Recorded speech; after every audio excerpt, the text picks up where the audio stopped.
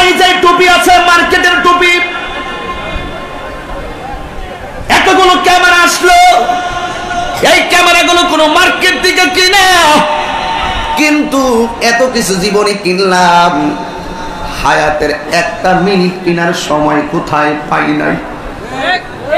আরে আমি তাহিরি এত সম্মান দিয়ে আমার কি লাভ হবে? এত মানুষের ঢেউ দিয়ে আমার কি লাভ হবে? কোনো লাভ হবে না যদি আমার অন্তরে আমার নবীর মহব্বতের বাসা বানাইতে না পারি, যদি আমার অন্তরে আহলে বায়তের মহব্বতের দরিয়া বানাইতে না পারি। এই জন্য আমার আব্বু, মুখ আছে কথা বলা যায়, সব কথা বলা যাবে না। চোখ আছে দেখা যায়, সব কিছু দেখা যাবে না। পা আছে হাঁটা যায়, সব দিকে হেঁটে যাওয়া যাবে না। এই জন্য হাত আছে, হাত চালানো যায়, সব কাজ এই হাত ব্যবহার করা যাবে না। কারণ হলো একটাই, সব কিছু চালাইতে হবে একমাত্র আমার আল্লাহর সন্তুষ্টির জন্য। কারণ একটাই, আমার আল্লাহ হাসরের ময়দানে জবান বন্ধ করে দিবেন, হাতের সাক্ষী হাত দিবে, পায়ের সাক্ষী পা দিবে, চোখের সাক্ষী চোখ দিবে। এই জন্য হাত কান চোখ অন্তর যদি পরিশুদ্ধ করতে চান, আমার নবী এক হাদিসে বলেছেন, তারাকতু ফিকুম আমরাইন, তোমাদের জন্য আমি দুইটা জিনিস রেখে যাচ্ছি, এই দুইটা জিনিস যদি তোমরা ধরে রাখো কোনদিন লান তাদিল্লু, বলা হয়েছে নফিত তাকিদ বলান দরফিল মুস্তাকবিল মারুফ, কোনদিন তোমরা আনলান কাই ইজান, আরে লান তালানিত লান আনলান কাই ইজান, ওই লান এসেছে লান তাদিল্লু, মৃত্যুর আগ পর্যন্ত তোমরা যদি ওই দুইটা জিনিসকে ধরে রাখো কোনদিন পথভ্রষ্ট হবে না। কারণ কি রে বাবা, এই দুইটা জিনিস কি? একটা হলো আল কোরআন, আরেকটা হলো নবীর সুন্নাহ।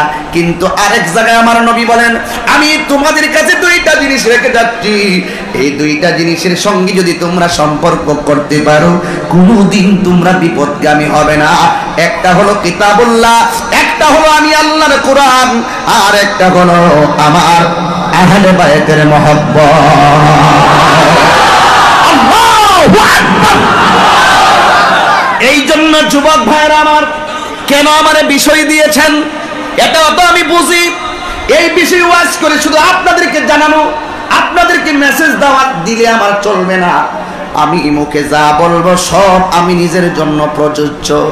এমন কথা মুখে বলো না যেই কথার সাথে তোমার সম্পর্ক নাই, এমন কথা বলো যা বলছো মানুষের জন্য তার নিজের মধ্যে আমল করা লাগবে। কথা বলেন ঠিক কিনা? আজকে পাকে পাঞ্জাবের নাম শুনলে অনেক বিয়াদবদের অন্তরে আগুন লাগে, আছে না নাই? ওরা কি আমাদের ভাই? কেন?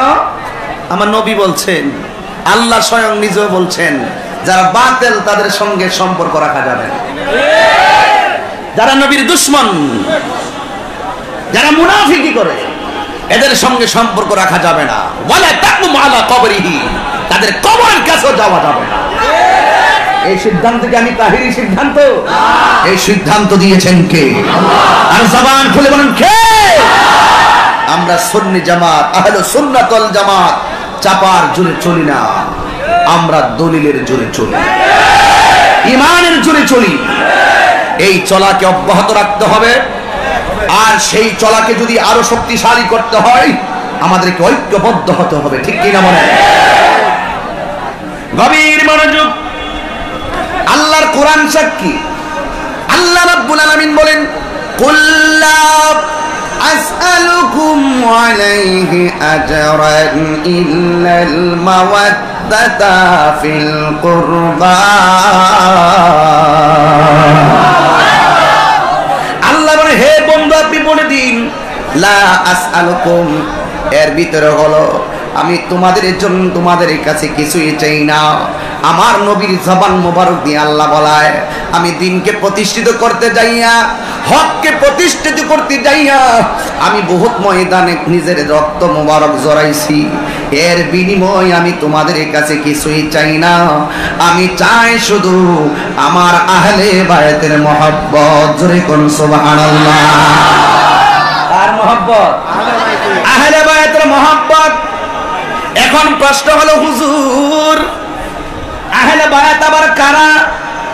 সবাই তো জানি আর জানার নাম তো ঈমান নয়, মানার নামই হলো ঈমান। যতগুলো ওয়াজ চট্টগ্রামের জমিনে, এই চট্টগ্রাম সুন্নিয়তের শহর, এই চট্টগ্রাম সুন্নিয়তের রাজধানী। বাংলাদেশের রাজধানী ঢাকা, কিন্তু সুন্নিয়তের রাজধানী হলো চট্টগ্রাম।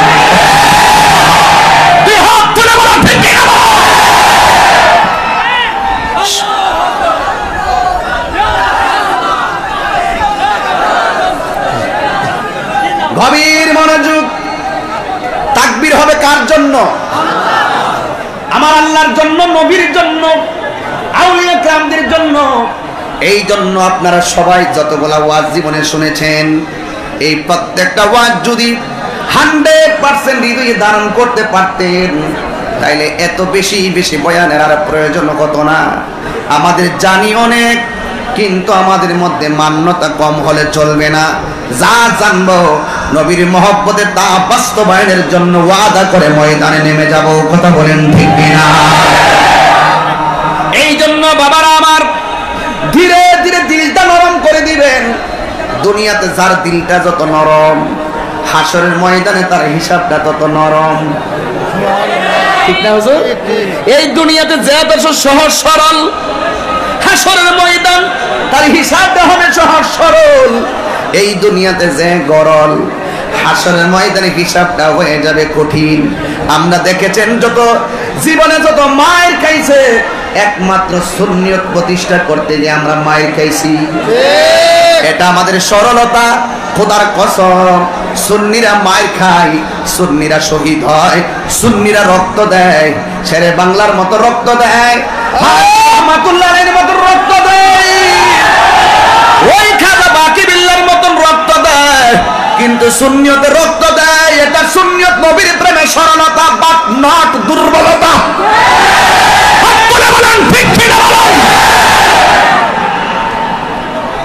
এটা সুন্নিদের সরলতা।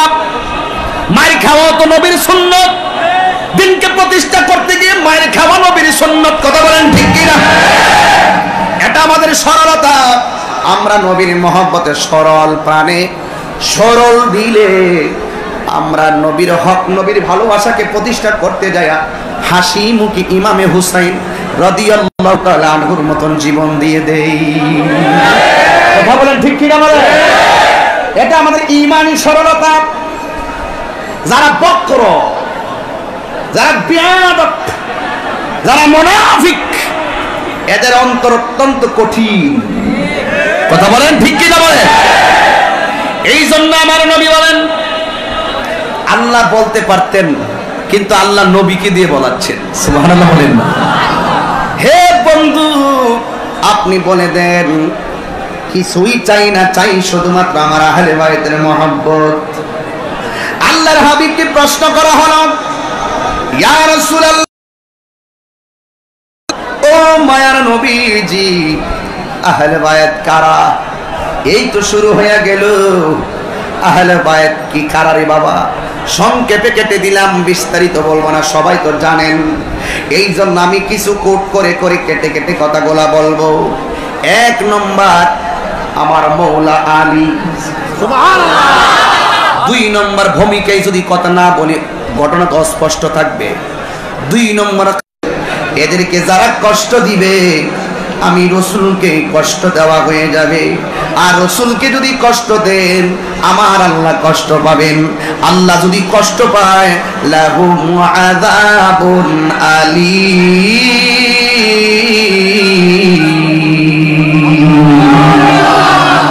আল্লাহকে যারা কষ্ট দেয়, এদের জন্য যন্ত্রণাদায়ক শাস্তি। এই জন্য যুবকের দলেরা, আমার নবী আপনার নবী বলেন, নূহ আলাইহিস সালামের আমলে প্লাবন হয়েছিল। আল্লাহর পক্ষ থেকে অর্ডার হয়ে গেল, এ নূহ, কেউ তোমারে মানে, কেউ তোমারে মানে না। এমন কোন নবী নাই উম্মতের জ্বালাই পইরা তারা বদদোয়া করে নাই। সব নবীগণ উম্মতকে দ্বীনের দাওয়াত দিয়েছে। সব নবীগণ আল্লাহর কাছে বেয়াদবদেরকে ধ্বংস করে দেওয়ার জন্য ফরিয়াদ করেছেন। পৃথিবীতে একটা নবী, একজন মাত্র পয়গাম্বর হাজার কষ্ট সহ্য করেছেন, কিন্তু আল্লাহর কাছে বদদুয়া করে নাই। কারণ এই রাসূলটা এমন একটা লকব পেয়েছেন, পৃথিবীর কোন নবী এমন লকব পায় নাই। ওই রাসূল ছিলেন রাহমাতুল লিল আলামিন। আল্লাহু আকবার। রাহমাতুল লিল আলামিন, বদদুয়া করে নাই। এরপরে আমার রাসূল বলেন, নূহ আলাইহিস সালাম যখন বদদুয়া করলেন, ও আল্লাহ, এরা আমারে কেউ মানে কেউ মানে না, এত বছর আমি দাওয়াত দিলাম, কেউ মানে না, এর মধ্যে আমার নিজের একটা সন্তান, ওই সন্তানটা পর্যন্ত আমারে মানে না। আল্লাহ রাব্বুল আলামিন বলেন, তুমি নৌকা বানাও। নৌকা বানাইলেন, যারা ঈমানদার তারা নৌকার মধ্যে উঠেছেন। আমার রাসূল বলেন, এই নৌকাটা ছিল নূহ আলাইহিস সালামের প্লাবনটা ছিল প্রকাশ্য। কথা কোন ঠিক কিনা? নূহ আলাইহিস সালামের প্লাবনটা ছিল প্রকাশ্য। যারা নৌকার মধ্যে উঠেছেন ওরা বেঁচে গিয়েছেন, আর যারা উঠতে পারে না ঈমান হারা প্লাবনে ডুবে মারা গেছে। কথা বলেন ঠিক কিনা? আমার নবী বলেন, নূহ আলাইহিস সালামের কিস্তি, ওই কিস্তিতে যারা উঠছে ওরা বেঁচে গেছে ঈমানের শক্তিতে। কিন্তু এমন একটা সময় আসবে, নূহ আলাইহিস সালামের উম্মতের প্লাবন ছিল প্রকাশ্য, কিন্তু আমার উম্মতের জন্য এমন একটা সময় আসবে, ওই সময়ে বিশাল বড় একটা সাগরে তারা হাবুডুবু খাবে। আল্লাহু আকবার বলেন। বিশাল বড় সাগরে হাবুডুবু খাবে। ওই সাগরে দুনিয়ার তুফান লাগে, নদীর গায়ে লাগলে ঢেউ হয়, কিন্তু আমার উম্মতের তুফান নদীর গায়ে লাগবে না। আমার উম্মতের তুফান লাগবে তাদের ঈমানের সাগরে। কথা বলেন ঠিক কিনা? কিসের সাগরে? ঈমানের সাগরে এমন একটা তুফান লাগবে, ওই তুফান পাড়ি দেওয়া, ওই তুফানের মোকাবেলা করা অনেক কঠিন হয়ে যাবে। এ আমার চট্টগ্রামের বন্ধু, ও বাবা রে, আমার রাসূল বলেন, ওই প্লাবনটা ঈমানের বাজারে একটা প্লাবন হয়ে যাবে, ঈমানের ভিতরে এসে ধাক্কা লাগবে। ওই প্লাবন থেকে, ওই তুফান থেকে তোমাকে যদি বাঁচতে হয়, নদীতে যদি কেউ পড়ে যায়, নৌকার মধ্যে উঠলে কেউ বাঁচতে পারে, কিন্তু ঈমানের নদীর ভিতরে যখন বাতাস লাগবে, একদিক দিয়ে এখন আমরা পেয়ে গেলাম আহলে হাদিসের তুফান। কথা বলেন ঠিক কিনা? এখন বর্তমান আরেক দিক দিয়ে পেয়ে গেলাম ওহাবীদের তুফান। কথা বলেন ঠিক কিনা? আরেক দিক দিয়ে পেয়ে গেলাম বিভিন্ন ধরনের বাতিলদের তুফান। এই তুফান এসেছে ঈমানদারের বডির উপরে। এখন আমার নবী বলেন, এই বডিটাকে যদি, ঈমানটাকে যদি সেভ করতে চাও, ওই সাগরের ভিতরে একটা নৌকায় ওঠা লাগবে। ওই নৌকা দুনিয়ার নৌকা বানায় কাঠ দিয়া, নূহ নবীর নৌকা বানাইছে কাঠ দিয়া। আর আমি রিওয়ায়াতে পেয়ে গেলাম, মোবাইলে কুট করে এনেছি, ঈমানের বাজারে যে হাওয়া আসবে, ওই সমস্ত বাতিলদের পক্ষ থেকে তোমাকে একটা নৌকায় ওঠা লাগবে। ওই নৌকার ভিতরে মাত্র 4টা তক্তা আছে। একটা হলো মাওলা আলীর তক্তা, একটা হলো মা ফাতিমার তক্তা, আর একটা হলো ইমাম হুসাইনের তক্তা, আর একটা হলো ইমাম হাসান রাদিয়াল্লাহু তাআলা আনহুর তক্তা। নূহ আলাইহিস সালামের একটু মনোযোগ দেওয়া লাগবে। আমি কিন্তু এগুলো পছন্দ করি না, আমার কোনো মাফিয়াত আওয়াজ হয় না, একদম নীরবে ওয়াজ করি আমি। জায়গা যেহেতু সংকীর্ণ, আজকে আমি মেনে নিব, কিন্তু ভবিষ্যতে একটু কেয়ারফুল। আমি আগেই বলেছি ধৈর্য ধারণ করতে হবে।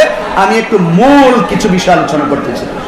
আমার হুজুর এখানে আছেন, আমি একটু কুট করে কথা বলছি, ভুল হলে আমাকে হুজুর ধরবেন, এই ইখতিয়ার হুজুর আছে। আমি ইনশাআল্লাহ, আমি সাহস রাখি যে আমার ভুল হলেই আমাকে হুজুর ধরে দিবেন। আলহামদুলিল্লাহ বলেন। নূহ আলাইহিস সালামের নৌকা ছিল কাঠের নৌকা। যারা ঈমানদার ছিল ওই নূহ আলাইহিস সালামের নৌকায় উঠেছে, বেঁচে গেছে। কিন্তু আমার নদীও তো নূহ আলাইহিস সালামের নদী নয়, নৌকাও তো নূহ আলাইহিস সালামের নৌকা নয়। আমার নদীর নাম হলো ঈমানের নদী। আর ওই নদীর উপরে বাতিলদের হাওয়া লেগে ইমানকে চুক্তির মাধ্যমে, দলিলের মাধ্যমে বিভিন্নভাবে তোমাকে মারার জন্য চেষ্টা করবে। এই জন্য ইমানের নৌকাটারে, ইমানটারে যদি তুমি তুলতে হয়, একটা নৌকার মধ্যে তোমাকে আরোহণ করা লাগবে। ওই নৌকার মধ্যে 4টা তক্তা। এখন বলবেন হুজুর, ওই নৌকাটা যদি ইমানের সাগরে থাকে গো, তাইলে ওই ইমানদার যদি ওই নৌকার মধ্যে আরোহণ করে, আমি জানতে চাই ওই নৌকাটার মাঝিটাকে, ওই নৌকার কান্ডারি কেউ না, ওই নৌকার কান্ডারি হল আমার মায়ার নবী।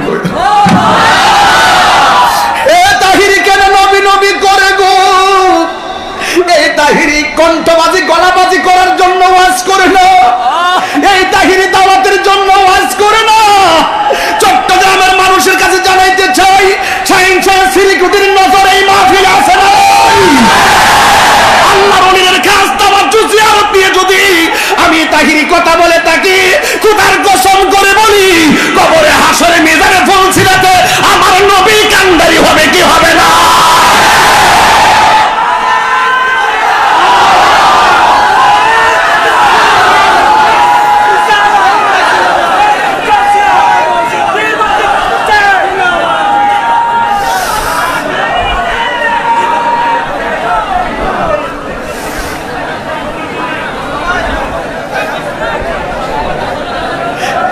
রাসূল বলেছেন এমন একটা সময় আসবে, জ্বলন্ত আংরা হাতের মধ্যে রাখতে যেমন কষ্ট হবে, ঈমানটা রাখতে তার চাইতে বেশি কষ্ট হবে। আজকে দেখছেন আপনার বাপ সারা জীবন হুজুরের মুরিদ ছিল, আপনার সন্তানটা ইউনিভার্সিটিতে পড়ে, টাকা খাওয়াইয়া যুক্তি দিয়ে আপনার ছেলেটারে লামাযহাবি বানায় ফেলছে। আরে এইটাই তো তুফান, একমাত্র এই তুফানের কালে। আরে বাবা, এই দেশে যখন বন্যা আসে, কক্সবাজারের সমুদ্র সৈকতের কয়েক নম্বর সতর্কতা জারি করে, সবাই বাড়িঘর ছাইরা শক্ত বাড়িতে চলে যায়। আর এখন ঈমান পরীক্ষার যুগে যদি ওই বাতিলের কবল থেকে যদি বাঁচতে চাও, তাইলে আহলে বায়তের কিস্তির মধ্যে উঠার দরকার আছে না? না, এই জন্যই তো আমার রাসূল বলেছেন, আরে আরে আমার আহলে বায়ত হলো ওই নূহ আলাইহিস সালামের কিস্তির মতো। কাসাফিনাতুন আমার জামিয়াকে তো নূহ আলাইহিস সালামের কিস্তির সঙ্গে তুলনা করা হয়েছে। এখান থেকে হাজারো হাজারো লাখো লাখো সুন্নি প্রেমিক পয়দা হয়ে এই বাংলার জমিনে সুন্নিয়তের চারা লাগাচ্ছে, তখন ঠিক কিনা বলো? আজকে জামিয়ার উপর আঙ্গুল তুলে যদি কথা বলা হয়, সেই আঙ্গুল এবং বাকশক্তিকে রুদ্ধ করে দেওয়ার জন্য হাজারো কাদরিয়া জামিয়ার পাগল ময়দানে হয়েছে। বিহাত তুলে বলুন ঠিক কিনা বলো?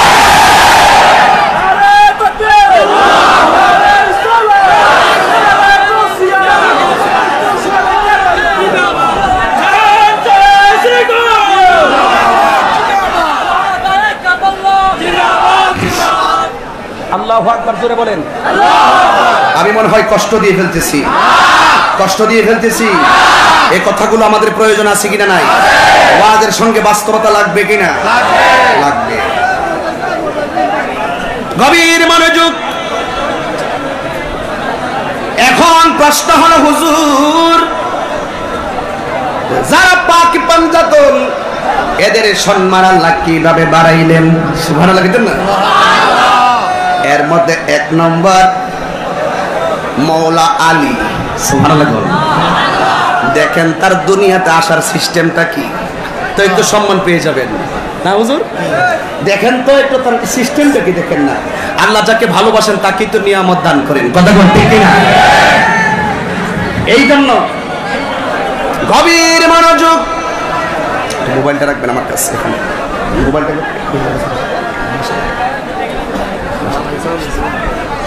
সবাই সবাই বলেন আল্লাহু আকবার, জোরে বলেন ইয়া রাসূলুল্লাহ। সবাই দুরূদ শরীফ পড়েন, দুরূদ শরীফ পড়েন। আল্লাহুম্মা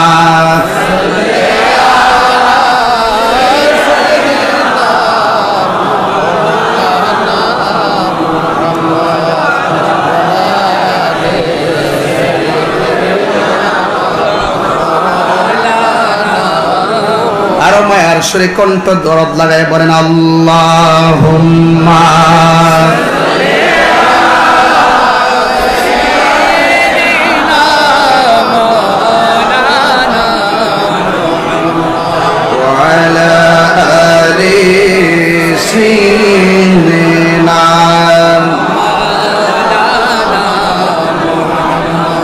একটা জবানও বন্ধ রাখবেন না, চিৎকার মেরে কন্যা ইয়া রাসূলুল্লাহ।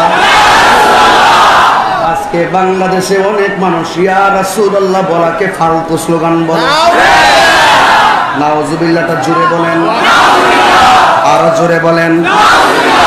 এই জন্য ওরা যতই বলবে ফতুয়া, আমরা তত ইয়া রাসূলুল্লাহর সাগরে পাগল হয়ে যাব। অসুবিধা আছে কি? ভাবির মনোযোগ। বাকি পাঞ্জাতন আমার নবীর আহলে বায়াত একজন হলো মাওলা আলী, কিন্তু মাওলা আলীর আম্মার নাম ছিল ফাতেমা।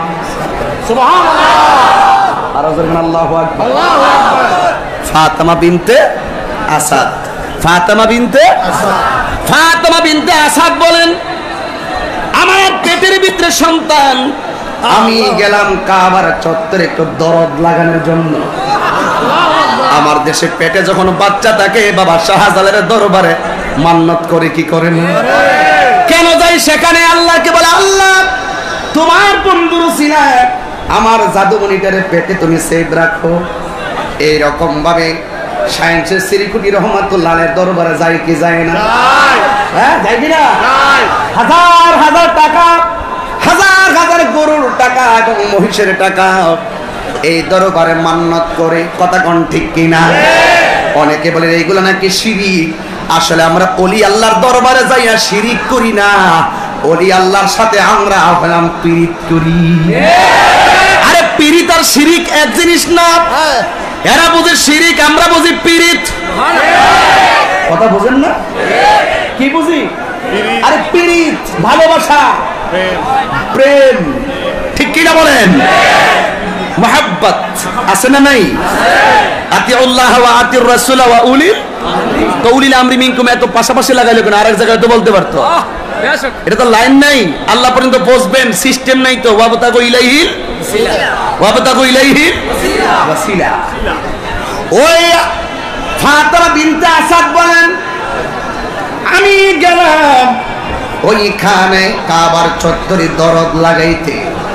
নিয়ামতের জায়গায় আমরা যেতে চাই কি চাই না? এ আমার বন্ধু, ও চট্টগ্রামের বাবারা, এ আমার অক্সিজেনের বাবারা। এবার ফাতেমা বিনতে আসাদ বলেন, আমি যেই মাত্র গেলাম সেই জায়গায়, যাওয়ার পরে আমার খানায়ে কাবা শরীফটা আমি দেখলাম। দেখে এইভাবে বলেন, ও আল্লাহ, আমি আসলাম খানে কাবার চত্বরে, কিন্তু এসেছি বটে, কিন্তু এই কাবার চত্বরে অনেক মানুষ আছে। সুবহানাল্লাহ বলেন, অনেক মানুষ আছে। ওই দিন আমি দেখলাম মেডিকেলের দরজায় একটা মহিলা, কিন্তু মহিলাটার টাকা বেশি নাই, কিন্তু ডাক্তাররা মহিলার চিকিৎসা করে না। অথচ তার পেটের ভিতরে হলো সন্তান, কিন্তু তারে হাত দেয় না, বলে যে টাকা দাও, টাকা দাও। এই মহিলাটা ডাক দিয়ে কই আমার টাকার সমস্যা। এরপর ডাক্তার চিকিৎসা করে নাই, না করে যখন ভর্তি না করাইয়া ঘরের দরজায় রাখলেন, মেডিকেলের দরজায় রাখলেন। রাখার পরে প্রসব বেদনা চূড়ান্ত হয়ে গেছে, বাড়িতেও যেতে পারে না, স্বামীরও ফোন করতে পারে না। মা বাবাকে ফোন করার আগেই ওই মহিলাটা পেটের বেদনা, প্রসব বেদনার কারণে মেডিকেলের দরজায় বাচ্চাটা প্রসব করেছে। এই বাচ্চাটার সেলফি তুলে অনেক মানুষ, এই মহিলাটার সেলফি তুলে অনেক মানুষ ভিডিও করতেছে। হাইরে মানবতা কোথায় চলে গিয়েছে! আমার মা যদি এই অবস্থা হইতো, আমি কি করতাম? এই জন্য humanity is the very important element for our life. মানবতাই হলো মানুষের পরম ধর্ম। এই মানবতা বিলুপ্ত হয়ে গিয়েছে একমাত্র আহলে বায়াতের মহব্বতের অভাবে। কথা বলেন ঠিক কিনা? ঠিক কিনা বলেন? এই জন্য ফাতেমা বলেন, আমি গেলাম কাবার শরীফের সঙ্গে মহব্বতের দরদ লাগানোর জন্য হঠাৎ করে কাবার চত্বরে আমার প্রসব বেদনা হয়ে গেল, প্রসব বেদনা শুরু হয়ে গেল। আমি বাড়িতে গেলেও সমস্যা, এখন কোথায় যাব? তখন কাবা ঘরের 4টা কোণা আছে, ওই কোণার একটা কোণা দিয়া তিনি পর্দা করলেন, আর পর্দা করতে যাই আমার আল্লাহরে ডাক দিলেন, ও আমার আল্লাহ, ও আমার আল্লাহ গো, আমি তোমার কিতাবের প্রতি বিশ্বাস করি, আমি আখিরাতের প্রতি বিশ্বাস করি, আমি পরকালের প্রতি বিশ্বাস করি, আমি ফেরেশতাদের প্রতি বিশ্বাস করি। ও আল্লাহ, আমার প্রসব বেদনা শুরু হইয়া গিয়েছে, এখন আমি কি করব? আল্লাহ, তুমি আমার ঈমানের বিনিময়ে আমার ইজ্জতটারে তুমি হেফাজতে রাখো। জোরে জোরে কি আল্লাহু আকবার বলেন। কত শক্ত প্রার্থনা করলেন, আল্লাহর লীলা খেলা বোঝা যায় না। আল্লাহ রাব্বুল আলামিন ওই খানে কাবার একটা দেয়ালকে ফাতেমার সামনে ফাটাইয়া দিলেন। আর সুবহানাল্লাহ বলেন না? এই খানে কাবার একটা দেয়াল ফেটে গেল, ওই ফাতেমা ওই ফাটা দেয়াল দিয়া ভিতরে ঢুকে গেলেন। আল্লাহ ডাক দিয়ে, ও জিবরাইল, আমার পাগলনি ভিতরে ঢুকছে রে, এই ফাটা দিয়া অন্য কেউ ঢুকতে পারে, আগে যেমন ছিল তেমন ভাবে মেরামত করে দাও, আগে যেমন ছিল তেমন বানায় দাও। এবার কাবার দেয়ালটা যখন লাগাইয়া দিলেন, লাগাইয়া দেওয়ার পরে আল্লাহর লীলা খেলা বোঝা যায় না। আমি তাহিরি কয়েকটা সুর আছে, টান আছে, দিলে কোনো অসুবিধা আছে? সারা বাংলাদেশে সুর চলে কি চলে না? আমার সুরে 200-250 মানুষ আছে না নাই? তবে আমি বলবো, যারা সুর ফলো করেন, কোরআন রিসার্চ করেন, হাদিস রিসার্চ করেন, আজকে সমাজটা বড় ডেঞ্জারাস একটা সমাজ হয়ে গেছে। দলিল ছাড়া ময়দানে কথা বলা চলবে না, কথা বলেন। সুর শিখেন, অসুবিধা নাই, কিন্তু আমি নিজেও কোরআন গবেষণার দরকার, হাদিস গবেষণার দরকার। এই জন্য আমি বলবো, সুর ফলো করেন, অসুবিধা নাই, কিন্তু এলেমের প্রয়োজন আছে না নাই? এলেম যদি না অর্জন করতে পারেন, আলেমের সঙ্গে যান, যায়া যায়া সুন্দর করে তাদের কাছ থেকে জ্ঞান আহরণ করেন। মধু যেমন মধু পোকা যেমন করে ফুল থেকে মধু সংগ্রহ করে, চিৎকার মেরে কি আল্লাহু আকবার। ওই দেয়ালটা ফেটে গেছে গো, যেই মাত্র ফেটে গিয়েছে, ওই ফাতেমা ভিতরে চলে গেছে। বন্ধুরে টান দেন, দেখি পারেন কিনা। বন্ধুরে আমার, ও আমার বাবাজিরা, জীবনে কত বন্ধু বলেছি, নিজের বাড়িতে টাকা দেওয়ার জন্য বন্ধু বলি নাই, নিজের কিছু টাকা দেওয়ার জন্য বন্ধু বলি নাই, নিজের বাড়ি বানানোর জন্য বন্ধু বলি নাই। যতটা মাহফিলে বন্ধু বলি, একমাত্র মদিনার প্রেমে উজ্জীবিত হওয়ার জন্য বলি। কথা বলেন ঠিক? আমার জান মদিনা, আমার জান মদিনা, ভুলে যেতে চাই রে। বলেন না সবাই, এটা তো আমি অনেক গাইছি। ভুলে যেতে চাইলে না, আমার জান মদিনা, আমার জান মদিনা। আমার নিজের হাতের লেখা, বলেন, নিজের হাতে লিখেছিলাম। বলেন, ভুলে যেতে চাইলে, বলো না, ভুলে যেতে চাইলে, জানি না মদিনা কি আছে মধু, মদিনা মদিনা যেন করেছে জানি না মদিনা কি আছে মধু, মদিনা মদিনা শুধু করেছে জাদু। প্রিয় নবী শুয়ে আছে সোনার মদিনা, প্রিয় নবী শুয়ে আছে সোনার মদিনা, মদিনা জান মদিনা, মদিনা প্রাণ মদিনা। ভুলে যেতে চাইলে, পাগল হয়ে যান না। ভুলে যেতে চাইলে না আমার জান মদিনা না আমার জান মদিনা না ভুলে যেতে চাইলে না বলো না ভুলে যেতে চাইলে বদর আছে খন্দক আছে উহুদের পাহাড় একটা আসল কথা বলবো একটি আসল কথা বলবো বদর আছে খন্দক আছে উহুদের পাহাড় নবীর লাগি শহীদ নগর বেতার পাহাড় মদিনাতে যাব আমি হলাম দেওয়ানা বলো না মদিনাতে যাব আমি হলাম দেওয়ানা মদিনা জান মদিনা মদিনা প্রাণ মদিনা মদিনা জান মদিনা মদিনা প্রাণ মদিনা মদিনা যাব মদিনা মদিনা দেখব মদিনা মদিনা যাব মদিনা মদিনা দেখব মদিনা ভুলে যেতে চাইলে না বলো না ভুলে যেতে চাইলে না আমার জান মদিনা আমার প্রাণ মদিনা আমার জান মদিনা আমার প্রাণ মদিনা ভুলে যেতে চাইলে না বলো না ভুলে যেতে চাইলে একটা জবান বন্ধ রাখবেন না ওই মদিনা যেতে চাই কি চাই না এ বন্ধু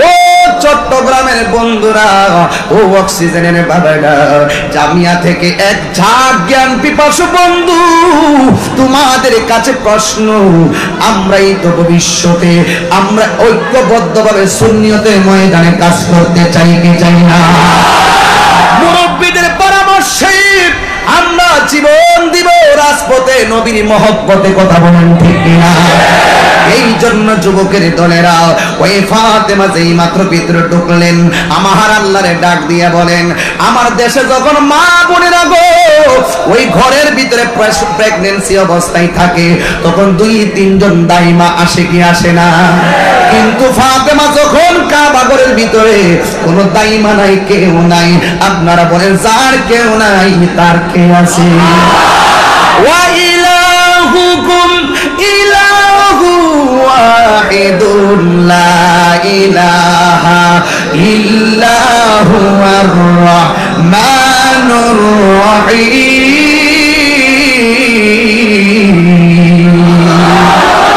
যিনি রহমান তিনি রহিম এই যে প্রতিদিন বৃষ্টি হচ্ছে প্রতি রাত্রে বৃষ্টি হচ্ছে কিন্তু আজকে আল্লাহ রহমত দিয়েছে কোনো সন্দেহ আছে ওই ফাতেমা বলে আল্লাহ আমার কেউ না তুমি আমার ভরসা এবার ওই কাবা ঘরের ভিতরে ফাতেমার ঘরে আমার আল্লাহ এমন সুন্দর একটা ফুটফুটে ছেলে সন্তান দান করেছে আল্লাহু আকবার একদিন গেল কয়দিন গেল ভিতরে কেউ নাই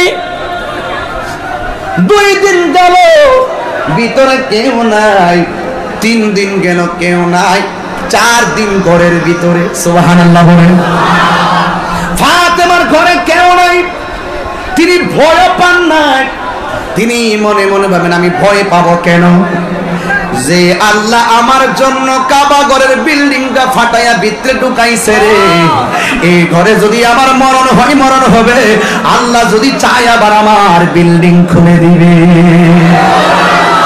4 দিন পরে কষ্ট হচ্ছে আপনাদের যারা দরকার আছে না এই আহলে বাইতকে শুধুমাত্র আমরা ভালোবাসি না স্বয়ং আল্লাহ নিজে ভালোবাসে তো এটাকে বোঝানোর দরকার আছে না ভাই ডাক দিয়া বলেন 4 দিন হয়ে গেল 4 দিন পরে আমি দেখলাম কাবা ঘরের বিল্ডিংটা আবার ফেটে গেছে আলো দেখলাম বাতাস দেখলাম কিন্তু আমাকে এত সুন্দর একটা সন্তান দিল এই সন্তানটা হওয়ার পরে আমি মা দক্ষিণ স্তনে মুখ লাগাই না।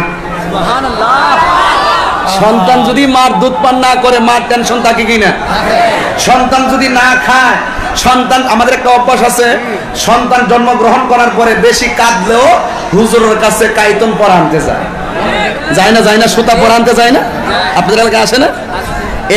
কই যে হুজুর আমার সন্তানটা কান্দে, বেশি কাঁদে, এই সন্তানটার একটু ফু দিয়া দে, কোরআনের আয়াত পড়ে। আবার না কাঁদলেও কই কাঁদে না কেন? কাঁদলেও জ্বালা, না কাঁদলেও সকল জ্বালার কারিগরকে আল্লাহ তো পরীক্ষাও করে। কথা ঠিক কিনা? ফাতেমা বলেন আমার সন্তান দেখতে খুব সুইটেবল, অনেক সুন্দর, এত সুন্দর চেহারা, কিন্তু সন্তান খায় না, সন্তান কাঁদে, সন্তান তাকায়ও না। সুবহানাল্লাহ। এখন তিনি মনে মনে কয় আমার সন্তানের কান্না, আমার সন্তানের খাবার বন্ধ, আমার সন্তান কথা কোনো কিছু বলে না, এখন চিকিৎসার তো দরকার।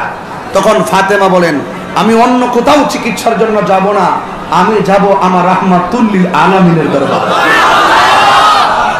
আরো জোরে, আরো জোরে বলেন সুবহানাল্লাহ বলেন। আমার নবীর দরবারে গেলেন, যায়া বললেন ইয়া রাসূলুল্লাহ, এই কাবা ঘরে আমার আল্লাহ এত সুন্দর ফুটফুটে কি সন্তান দিয়েছেন, কিন্তু সন্তান তো খায় না, সন্তান তো তাকায় না, সন্তান কাঁদেও না। আমার রাসূল ডাক দিয়ে সবচেয়ে বড় সমস্যা কি? আচ্ছা বলুন তো, আমার রাসূল মনের খবর জানেন কি জানেন না? জিবরাইল এসে কয় ইয়া রাসূলুল্লাহ কাফ, আমার রাসূলকে আমি বুঝতে পেরেছি। কয় ইয়া, আমার রাসূলকে বুঝতে পেরেছি। কয় হা, আমি বুঝতে পেরেছি। কয় আইন, আমি বুঝতে পেরেছি। সদ, আমি বুঝতে পেরেছি। আমার বাংলাদেশে কিছু আছে বিয়াদবে রাসূল, এরা বলে জিবরাইল জানাইলে আবার গায়েব থেকে কেমনে? তো এখানে যে কাফের অর্থ জিবরাইল জানে না, হার অর্থ জিবরাইল জানে না, ইয়ার অর্থ জিবরাইল জানে না, আইনের অর্থ জিবরাইল জানে না, সদের অর্থ জিবরাইল জানে না, রাসূলকে যা তুমি জানো না তা আমি জানি। তো সব জায়গায় আঙ্গুল তুলে কথা কইও না, জায়গা মতো কথা কইও। কথা বলেন ঠিক কিনা বলেন? জায়গা মতো কথা বলে দেখবা, আমি তো খুব সাবধানতার সাথে ওয়াজ করি। কিনে ভাই সানো ভাই, কফেনো ভাই, মালাই ভাই আসিনি, মালাই থাকছেন, মালাই স্যার ঠিক আছে রাখেন, কারণ আমি চট্টগ্রাম যদিও আসছি মালাই স্যারে খাইয়া যাই। এই চট্টগ্রাম আসলে এটা চলে, আর অন্যান্য গেলে আরেকটা, এটা আরেক ব্র্যান্ড। ইনশাআল্লাহ বলেন, ইনশাআল্লাহ বলুন। রিজিকের মালিক কে? ইজ্জতের মালিক কে? আল্লাহ আমাদের সকলকে হুসাইনি কদমে কবুল করুন। আল্লাহ আমাদের সকলকে আহলে বায়াতের কদমে কবুল করুন। রাজি আছি না নাই বলেন? এই জন্য রাসূলের দরবারে গেলেন, রাসূল বলেন তোমার কোনটা প্রয়োজন? কয় ইয়া রাসূলুল্লাহ, চোখে না দেখো আর কান্না না করো, অল্প কটা খাইলে তো জানে বাচ্চা থাকতো। আল্লাহু আকবার। আমার রাসূল পাক সাল্লাল্লাহু আলাইহি সাল্লাম নবীজির জিহ্বা মুবারকটা মুখে ঢুকাই দিলেন। রাসূল পাকের জিহ্বা মুবারক টেনে টেনে ছোট সন্তান কি যেন মারফতি রস খাইতেছে। এমনি কি রাসূল বলছে নাকি আনা মাদিনাতুল ইলমি ওয়া আলিয়ুন বাবুহা? আমার তো এমন বিষয় দিছেন, আমার মনে হয় না যে আমি যেতে পারবো, আমার মনে হয় না যে আমি শেষে যেতে পারবো। এছাড়া আমি তো সকালে মাত্র একটা রুটি খেয়েছিলাম, আর খাওয়ার সুযোগ নেই। আমি এমন ব্যস্ত কোন হোটেলে ঢুকে খেতেও পারি না। যেখানে ঢুকি সেখানে পক্ষ বিপক্ষ সবাই থাকে, বিভিন্ন মানুষ বিভিন্ন কমেন্টস করে, যে যাই বলুক না কেন রাসূল পাকের মহব্বতের মিশন কি আটকা পড়ে থাকবে? আরে জিহ্বা মুখে দিল, বাচ্চা মার স্তনে দুধ পান করে না, রাসূলের জিহ্বা মুবারক পাইয়া মারফতি রস খাওয়া শুরু করছে।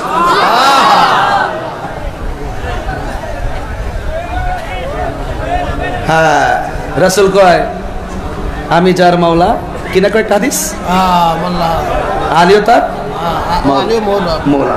কি একটা হাদিস আছে, আমার খেয়াল আসতে বলো আস্তে। আলী আমার মাওলা, আমি আলীর মাওলা। সুবহানাল্লাহ বলতেন না? এই হলো একটা হাদিস। আরেকটা হলো আনা মাদিনাতুল ইলমি ওয়া আলিয়ুন বাবুহা। আল্লাহু আকবার। মৌলা আলী ছোটবেলা মুখের ভিতরে রাসূলের হকের রস টানি খাচ্ছে, তখন খাওয়া শুরু না বন্ধ? আমার রাসূল বলেন এখন নিয়ে যাও। আচ্ছা বলুন তো কার মন? কথা কেন? মায়ের মন। কার মন? ইয়া রাসূলুল্লাহ, আমার ছেলেটা খাবে কিন্তু আমাকে এই চোখে এক নজরে দেখবে না, যদি মেহেরবানি করে চোখের একটু চিকিৎসা করে দিতেন। রসুল যেই মাত্র চোখ মুবারকের চোখের দিকে রসুল পাকের নুরানি নজরটা রেখেছেন, সাথে সাথে ছোট বাচ্চা কাবাঘরের ভিতর তাকাইয়া বিল্ডিং এর কাবা দেখে নাই, আমার রসুলের চেহারা মুবারকের দিকে তাকায়। হ্যাঁ হ্যাঁ, রসুলের চেহারা মুবারক এত সুন্দর ডাগর চোখ করে তাকিয়ে আছেন। এখন আমার রসুল বলেন এখন নিয়ে যাও। জোরে বলেন কার মন? ইয়া রাসূলুল্লাহ, আমার ছেলে খাবে, আমার ছেলে আমাকে দেখবে, কিন্তু আমাকে মা বলে ডাকতে পারবে না। এটা হুজুর ইয়া রাসূলুল্লাহ কেমন কথা? যদি মেহেরবানি করে আমার ছেলের জবানটা ফিরিয়ে দিতেন। সুবহানাল্লাহ। কথাটা বলতে যে রাসূল পাক সাল্লাল্লাহু আলাইহি ওয়াসাল্লাম জবানের দিকে শুধু তাকাইলেন, তাকানোর পরেই তার সর্বপ্রথম শব্দটাই আমার রাসূলকে সালাম। ইয়া রাসূলুল্লাহ বলেন। তাহলে যার জীবনের প্রথম খাবার আমার রাসূলের প্রেমের রস, যার জীবনের প্রথম দেখা আমার রাসূলের নূরানি চেহারা মুবারক, যার জীবনের প্রথম স্লোগান ইয়া রাসূলুল্লাহ, সেই ইয়া রাসূলুল্লাহকে ফালতু স্লোগান যারা বলে, আসলে মূলত ওরা হলো বেঈমান। বেঈমান, এদের সাথে কোনো সম্পর্ক কেমন যুক্তি দেয় হুজুর? নারে তাকবীর বলে না কেন? আল্লাহু আকবার। নারে তাকবীর, সবাই জবাব দেয়, কিন্তু অনেক ছেলেরা তো আছে আমার জবাবের অপেক্ষাও করে। হুজুর এই ব্যাপারে কি বলে? একটা বলছিলাম 20 দিন সময় দিয়ে আসছিলাম জবাব দেওয়ার জন্য, 17 দিন হয়ে গেছে, আর 3 দিন বাকি আছে। পান নাই আপনারা? তো আমি ওনার বক্তব্যটা একটু বলতে চাই। উনি বললেন নারে তাকবীর, আল্লাহু আকবার। একটা ছেলে হুট করে উঠলো নারে রিসালাত, ইয়া রাসূলুল্লাহ। সে বলছে মিয়া বন্ধ করো, ফালতু স্লোগান দাও মিয়া, কিছু বুঝো না সোজো না। তখন উনি একটা যুক্তি টানলেন। যুক্তি টানলেন কি? যদি বলো নারে তাকবীর, বলেন আল্লাহু আকবার, নারে রিসালাত। কেন ইয়া রাসূলুল্লাহ বলো কেন? যদি ওখানে বলো নারে তাকবীর আল্লাহু আকবার, এখানেও বলবো নারে রিসালাত রাসূলে আকবার। এটা হলো ওনার যুক্তি। ঠিক আছে, ওনার যুক্তি হলো যদি ওখানে বলো নারে তাকবীর আল্লাহু আকবার, তাহলে নারে রিসালাতও বলবা, রাসূলে আকবার ইয়া রাসূলুল্লাহ বলা যাবে না। হ্যাঁ, যদি ইয়া রাসূলুল্লাহ বলতে চাও তাহলে এখানে বলতে হবে নারে তাকবীর আল্লাহু আকবার না বইলা বলতে হবে। ওখানে যদি ইয়া রাসূলুল্লাহ বলো, এখানে বলতে হবে নারে তাকবীর ইয়া আল্লাহ। তাহলে নারে তাকবীর ইয়া রাসূলুল্লাহ আমি মানছি। লাইনে আসছে, লাইনে আমরা কায়দা পড়ছি না বাবা বাজান, বাগদাদি কায়দা, কাওয়ায়েদে বাগদাদি। আগে লম্বা কায়দা ছিল, এখন বাটফার গুলো। এখানে একটা ষড়যন্ত্র আছে কায়দার ভিতরে। আগে অনেক নামাজের নিয়ত ছিল ওই কায়দাটার ভিতরে, এই নুরানি কায়দার ভিতরে, কিন্তু এই অনেক বছর ধরে, এখন দিচ্ছি কিনা আমি জানি না, অনেক বছর ধরে নামাজের কোনো নিয়ত নাই। নামাজের নিয়ত এটা উড্ডু করার মূল কারণ হইল, আগে আমরা কাওয়ায়েদে বাগদাদি লম্বা লাল কায়দার মধ্যে আমরা নামাজের নিয়ত সব পেয়ে গেছি, সকল নামাজের নিয়ম কানুনগুলো পেয়ে গেছি, সানা পেয়ে গেছি, বিভিন্ন দোয়া পেয়ে গেছি, দোয়ায়ে মাসুরা পেয়ে গেছি। কিন্তু এখন ওরা এটা খাটো করে ওই দোয়াগুলো তুলে দেওয়ার মূল কারণ হলো একটাই, কারণ ওরা ওদের কায়দার ভিতরে দোয়া না দেওয়ার কারণ একটাই, ওরা নামাজের নিয়ম কানুনের কথা বইলা বইলা মসজিদে ঢুকে। কারণ যদি কায়দার ভিতরে যদি নামাজের নিয়ত থাকে তো ছোটবেলায় এগুলো শিখে ফেলবে, তাহলে তারা ওখানে তারা ঢুকতে পারবে না। এখন তারা ঢুকে যে আমরা নামাজ শিখাই, এই জন্য আমরা মসজিদে আইসা 40 দিন থাকি। এটা একটা পলিসি। এই পলিসিটা আমি 11 বছর আগে ধরছিলাম, আমার পক্ষে কেউ আইসে না, এর লাগে মনে করলাম যে আমি একা আর কত বলবো। কিন্তু আমি একটা থিম, একটা চিন্তা করছি যে আসলে এখানে একটা ষড়যন্ত্র আছে। তো যাই হোক, আমি এখন দেখলাম উনি আমাদেরটা মেনে গেছে। আমি আজকে বলে যাই, ঠিক আছে, যিনি বলছেন নারে তাকবীর আল্লাহু আকবার যদি বলি, নারে রিসালাত ওখানে ইয়া রাসূলুল্লাহ বলা যাবে না, রাসূলে আকবার বলতে হবে। এখানে যদি নারে তাকবীর আল্লাহু আকবার বলি, ওখানে নারে রিসালাত ইয়া রাসূলে আকবার বলতে হবে। এখানে যদি নারে রিসালাত ইয়া রাসূলুল্লাহ বলি, তাইলে শুরুতে নারে তাকবীর আল্লাহু আকবার না বলে ইয়া আল্লাহ বলতে হবে। ঠিক আছে, আজকে চট্টগ্রামে আমি বললাম, তবে আমি আশা করব আপনি নিজেও সামনে ইয়া রাসূলুল্লাহ বলবেন। এখন আপনারা উত্তর দিবেন নারে তাকবীর বলবো, আপনারা ইয়া আল্লাহ বলবেন, উনার জন্য শুধুমাত্র বলবেন। আমরা চাই তারপরে ইয়া রাসূলুল্লাহর প্রেম সাগরে আসুক। আমরা নারে তাকবীর আল্লাহু আকবারের পক্ষেও আছি, নারে তাকবীর ইয়া আল্লাহর পক্ষেও আছি। কথা বলেন ঠিক কি না বলেন? তো উঁচু করার বিষয় তো ওরা বুঝে না, যুক্তি দেখো নারে তাকবীর যদি কোরআন হাদিসে কোথাও দেখাইতে পারো তাইলে আমি ওয়াজ ছেড়ে দিব। আরে বেকুব কি মৌলবি? নারা শব্দটা কি আরবি? এই নারা শব্দটা সে কোরআনে খুঁজতে যায় কেন? এটা তার সম্পূর্ণ তার জ্ঞানের অজ্ঞতা। কথা বলেন ঠিক কি না? নারে তাকবীর বলবেন ইয়া আল্লাহ, নারে তাকবীর ইয়া আল্লাহ, নারে রিসালাত ইয়া রাসূলুল্লাহ। না এখনো কই আমরা ইয়া রাসূলুল্লাহর প্রেম সাগরে আসো। আমরা আল্লাহরে সবভাবে রাখতে পারি, ইয়া আল্লাহ বলি, আল্লাহু আকবার বলি, কথা বলেন ঠিক কিনা? বাস। তো যেই ছেলেটা প্রথম দেখলো আমার নবীর চেহারা মোবারক, আচ্ছা বলেন তো ওই চোখের দামটা কম না বেশি? যেই ছেলেটা প্রথম খাবারটা খাইলো রাসূল পাকের প্রেমের রস, দামটা কম না বেশি? যার প্রথম স্লোগান ইয়া রাসূলুল্লাহ, দামটা কম না বেশি? এখন ফাতেমা খুব খুশি। ফাতেমা তার সন্তান নিয়ে বাড়িতে গেলেন, ঘরের ভিতরে শোয়ালেন, শোয়ায় উনি গেলেন রান্নাঘরে রান্না করতে। হঠাৎ করে রান্নাঘর থেকে এসে দেখতেছেন তার সন্তানের মাথার উপরে এত বড় একটা পাঁচদা সাপ। ওই সাপটা মাথা বরাবর এমনি সবল ধরে আছে। এখন আমাদের দেশে যদি কোনো মা যদি দেখতো ছোট বাচ্চার সামনে সাপ ফনা তুলে আছে, আমার মারা কি করতেন? লাঠি নিয়ে চিৎকার মারতেন, সাপের আঘাত করতে গিয়ে ছেলের মাথা ফাটাই দিতেন। কথা বলেন ঠিক কিনা বলেন? কিন্তু ফাতেমা বিচলিত হননি। ফাতেমা বলেন আমি কেন বাঁচাতে যাব, আমি কেন ছেলেকে বাঁচাতে যাব? এই ছেলের মাথায় যত জ্বর তুফান থাকুক না কেন, তার মাথায় যত সাপ থাকুক না কেন, আমি বাঁচাতে যেতে চাই না। কারণ আমি বিশ্বাস করি যে ছেলের জন্ম হয় খানায় কাবার ভিতরে, যার প্রথম সুদা পান করে রসুলের প্রেমের রস, যার প্রথমের দেখা হলো রসুলের চেহারা মুবারক, যার প্রথম স্লোগান হলো ইয়া রাসূলুল্লাহ, তাকে আমি কেন বাঁচাতে যাব? তাকে রক্ষা করবেন আমার আল্লাহ। আর আল্লাহু আকবার। একজন একজন করে শান বলতেই তো অনেক দিকে চলে যাচ্ছি, কিন্তু ওই ফাতেমা বলেন খোদা কি কসম, আমি যেই মাত্র এই চিন্তাটা করলাম, করার সাথে সাথে দেখলাম আমার ছোট বাচ্চা এই ডান হাতটার এইভাবে ঘুরাইছে, এইভাবে ঘুরাইয়া ও হাবিলের গাড়ি আরে সাপের গাঁটটার মধ্যে ধরছে, মুগ্ধা হিসেবে ধরছে, একেবারে সাপের ঘাড়ের মধ্যে এইভাবে ধরছে। দইরা এমন ছোট বাচ্চা এত বড় সাপের আশ্রাইতে আশ্রাইতে সাপটারে মেরে ফেলছে। এবার ফাতেমা ডাক দিয়া কয় আমার ছোট সন্তান এত বড় সাপের যেহেতু আশ্রাইয়া মেরে ফেলছে, আজকে থেকে আমি মা আমার সন্তানের নাম রাখলাম হায়দার। আর আল্লাহু আকবার বলেন। এই জন্য আমরা প্রায় সময় একটা স্লোগান দিই নারে হায়দারি, নারে হায়দারি, ইয়া আলী। তবে ইয়া আলী স্লোগান দিয়ে যাতে আবার শিয়া না হয়ে যাও। কথা বলেন ঠিক কিনা বলেন? অনেক মানুষ আছে, অনেক মানুষ আছে বিভিন্ন ভাবে মৌলা আলীর শান বাড়াতে গিয়ে তিন সাহাবাকে কটাক্ষ করে কথা বলে। এরা কিন্তু যদিও আহলে বাইতের মহব্বত দেখায়, কিন্তু হাকিকতে ওরা বেঈমান। হাত তুলে বলেন ঠিক কিনা বলেন? মৌলা আলীর সঙ্গে ভালোবাসা রেখে যদি তিন সাহাবার সঙ্গে যদি শত্রুতা করে, এরা কখনো আহলে বাইতের খাঁটি প্রেমিক হতে পারে?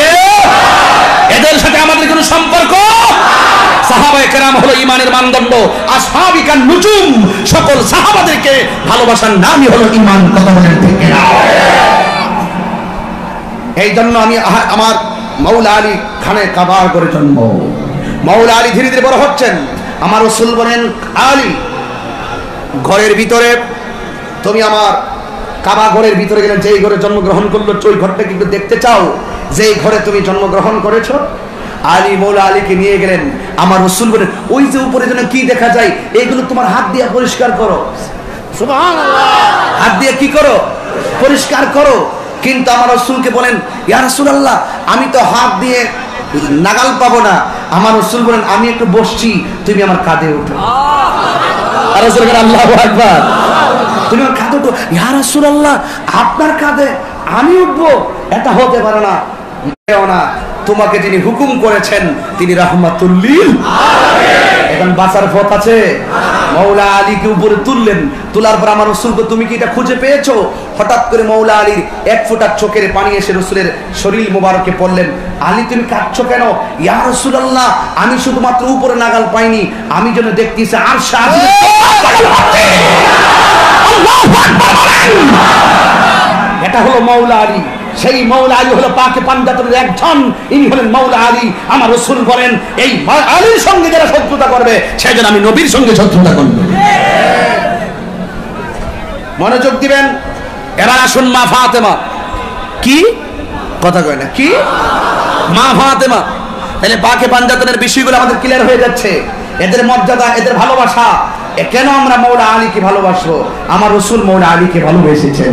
শুধুমাত্র ভালোবাসেননি, আমার রাসূল মৌলা আলীর কাছে খাতুনে জান্নাত মা ফাতেমাকে বিয়ে দিয়েছেন। সুবহানাল্লাহ। আর আল্লাহু আকবার বলেন। গভীর মনোযোগ, নীরব থাকবেন।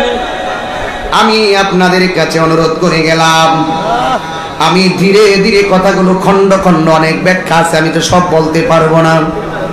ছোট থেকে বড় বলতে পারবো না, ডাইরেক্ট বড়তে নিয়ে গেলাম। একটা দিশা দিয়ে যায়। ওই মা ফাতেমার কাছে আমার রাসূল একাধিক বিয়ের প্রস্তাব দিলেন। মা ফাতেমা ঘাটটা ফিরাইয়া ফেলে, মা ফাতেমা ঘাট ফিরাইয়া ফেলেন। আমার নবী বুঝতে পারলেন ফাতেমা যেহেতু ঘাটটা ফিরাইয়া ফেলেন, তাইলে নিশ্চয়ই ফাতেমা বিয়ের মধ্যে রাজি নয়। এ যুবকের দল, মা ফাতেমা এমন ফাতেমা, যেই মা ফাতেমা যখন নামাজে দাঁড়াইতেন, নামাজের মধ্যে যখন দাঁড়াইতেন, আমার মাথার উপরে লাইট আছে না নাই? আর কথা বলে, লাইট আছে না নাই? যুক্তি না দিলে তো বুঝবেন না। এই বয়ানগুলো বাংলার কোন অ্যালবামে আমি করি নাই, আজকে নতুন করতেছি। কিন্তু যারা ইউটিউব দেখেন আমার কথাগুলো কিন্তু পান নাই।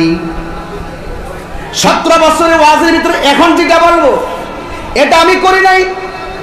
এখানে অনেকগুলো লাইট আছে, লাইট আমাদেরকে আলো দিতেছে। কিন্তু মা ফাতেমা যখন নামাজের ভিতরে রাতের অন্ধকারে দাঁড়ায় যেতেন, মা ফাতেমার শরীর থেকে এমন কিছু টর্চ লাইটের মতো নূর বাইরিত, যেই নূরের আলোতে আসমান পর্যন্ত আলোকিত হয়ে যেত। এই জন্য মা ফাতেমার অনেকগুলো উপাধি আছে, এর মধ্যে মা ফাতেমাতুজ জহরা। ওই মা ফাতেমার শরীর থেকে যেই আলো বের হতেন, এই জন্য ফাতেমার নাম জহরা লাগানো হয়েছে। শুধুমাত্র তাই নয়, মা ফাতেমার আরেকটা লকব আছে, বাতুল। আছে না ভাই? বাতুল। বাতুল কেন গো? মা ফাতেমা আমার সারা দুনিয়ার খালেক হলো আমার আল্লাহ, মালিক বানায় দিছেন আমার নবীকে।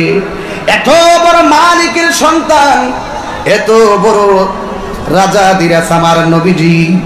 কিন্তু নবীর মেয়ে ফাতেমা যখন কাপড় পরতেন, মা ফাতেমার শরীরের কাপড়ের মধ্যে অনেক তালি ছিল, অনেক তালি। এই জন্য ফাতেমার একটা উপাধি হলো বোতল। বোতল মানে হলো তালি, আর শরীরের কাপড়গুলো সিরা ছিল, তালি ছিল। এত রাহমাতুল লিল আলামিনের সন্তান পৃথিবীর মানুষকে বুঝাইয়া গেলেন যে আমি নবীর সন্তান হওয়ার পরেও আমার মা ফাতেমা কোনো শৌখিনতা করে নাই। কথা বলেন ঠিক না? এই মা ফাতেমা জান্নাতের ভিতরে প্রতিদিন প্রতি রাত্র 4টা মহিলার জন্য জান্নাত শুধুমাত্র আশা করতেছে। একজন হলো মারিয়াম আলাইহিস সালাম, আর একজন হলো হযরতে আসিয়া আর আলাইহিস সালাম, আর একজন হলো হযরতে খাদিজা রাদিয়াল্লাহু তাআলা, আর একজন হলো হযরতে খাতুনে জান্নাত মা ফাতেমা। 4টা মহিলার জন্য জান্নাত সব সময় আশা করে গো। আসেন না, তাড়াতাড়ি আসেন, আপনাদের বিহনে আমরা জান্নাত যেন অচল অচল লাগতেছে। ওই ফাতেমার কাছে আমার নবী বললেন, ও ফাতেমা, তোমার জন্য একটা পাত্র দেখেছি। ওই পাত্রটাকে পৃথিবীর কেউ পছন্দ করে নাই, ওই পাত্রটাকে পছন্দ করেছে স্বয়ং আমার আল্লাহ। এবার ডাক দিয়ে কই, কে? আমার নবী ডাক দিয়ে কই, ও ফাতেমা, তোমার জন্য যেই স্বামীটা, যেই ছেলেটা দেখলাম, এর নাম হলো হযরতে আলী। ফাতেমা এবার ঘাড় ফিরাই না, যেন রাজি রাজি। আমার নবী বলেন, ফাতেমা যেহেতু ঘাড়টা ফিরাই নাই, নীরবতাই হলো সম্মতির লক্ষণ। কথা বলেন ঠিক না? এই জন্য বাবারা, এখন দেখেন কাবা ঘরে যার জন্ম, সুবহানাল্লাহ বলতেন না? যেই নবীর জিহ্বা মুবারক থেকে মারফতের রস, আর যেই নবীর চেহারা দেখা প্রথম, যেই নবীর নাম প্রথম স্লোগান নিলেন, ওই ঘরটার ভিতরে মাওলা আলী জন্মগ্রহণ করলেন। ওই আলীর সঙ্গে ফাতেমার বিয়ে হলো। আবার আলীকে চয়েস করেছেন আমার আল্লাহ এবং রাহমাতুল লিল আলামিন। মা ফাতেমা রাজি হয়ে গেছে। জোরে কে সুবহানাল্লাহ বলবেন না? দুইজনের বিয়ে হয়ে গেল। এই বিয়ে হওয়ার পরে মা ফাতেমা জোহরা রাদিয়াল্লাহু তাআলা আনহার ঘরে এমন একজন সন্তান আমার আল্লাহ দান করেছেন। ধীরে ধীরে চলে গেলাম। খন্ড খন্ড আহলে বাইতের মহব্বত আমি আপনি কেন করব রে? আমার রাসূল তো বলেছেন এমন একটা সময় আসবে, এরাই হলো তোমাদের জন্য নূহ আলাইহিস সালামের কিস্তির মতন। এদের মহব্বত যার অন্তরে থাকবে, দুনিয়ার কোনো বাতিল অপশক্তি তোমার ঈমানকে হরণ করতে পারবে না। কথা বলেন ঠিক কিনা? এমন সন্তান আমার আল্লাহ এই ফাতেমার ঘরে দান করলেন। মা ফাতেমা জোহরার ঘরে ইমামে হাসান রাদিয়াল্লাহু তাআলা আনহু জন্মগ্রহণ করলেন। আবার দ্বিতীয় সন্তান হযরতে ইমাম হুসাইন রাদিয়াল্লাহু তাআলা আনহু জন্মগ্রহণ করলেন। আমার প্রশ্ন হলো, কেন নবীর আওলাদকে ভালোবাসবেন? কারণ আমার নবী তাদেরকে ভালোবেসেছেন। আমার নবী বলেছেন, মান আহাব্বাল হাসানা ওয়াল হুসাইনা ফাকাদ আহাব্বানি ওয়া মান আবগাদাহুমা ফাকাদ আবগাদানি। যে আমার হাসান হুসাইনকে ভালোবাসবে রে, সে আমি নবীরে ভালোবাসবে। কেউ যদি আমার হাসান হুসাইনকে কষ্ট দেয়, সে যেন আমি নবীরে কষ্ট দিল। এই জন্য এই হাদিস থেকে পেয়ে গেলাম, হাসান হুসাইনকে ভালোবাসলে নবীরে ভালোবাসা হয়ে যাবে, জান্নাতে যাবেন। আর যদি ভালোবাসা না রাখেন, আপনি যাবেন জাহান্নামে। কথা বলেন ঠিক কিনা? কারণ হলো আমার নবী কেমন ভালোবাসতেন। এই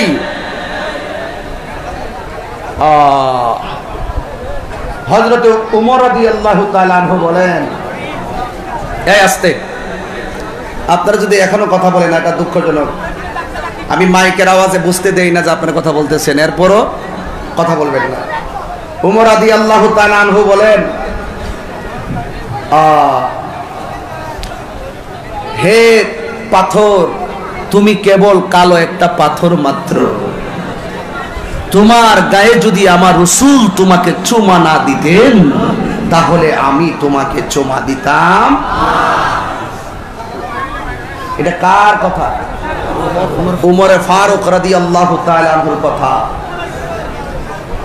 খোদার কসম, তোমাকে আমি চুমা দিতাম না, তুমি একটা পাথর মাত্র।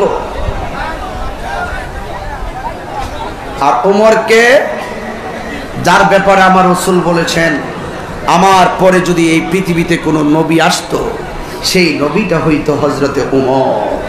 সুবহানাল্লাহ।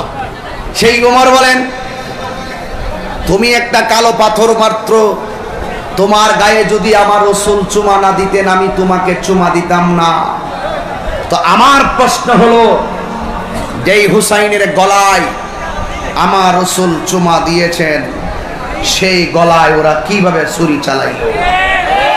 কথা বলেন ঠিক কিনা বলেন? এই কথাগুলো আপনাকে মর্মান্তিক চিন্তা ভাবনা নিয়ে শুনতে হবে, মর্মান্তিক। যদি হাসি আসে, এজিদের কাতারে চলে যাবেন। এখানে মোহব্বত লাগাই দিতে হবে।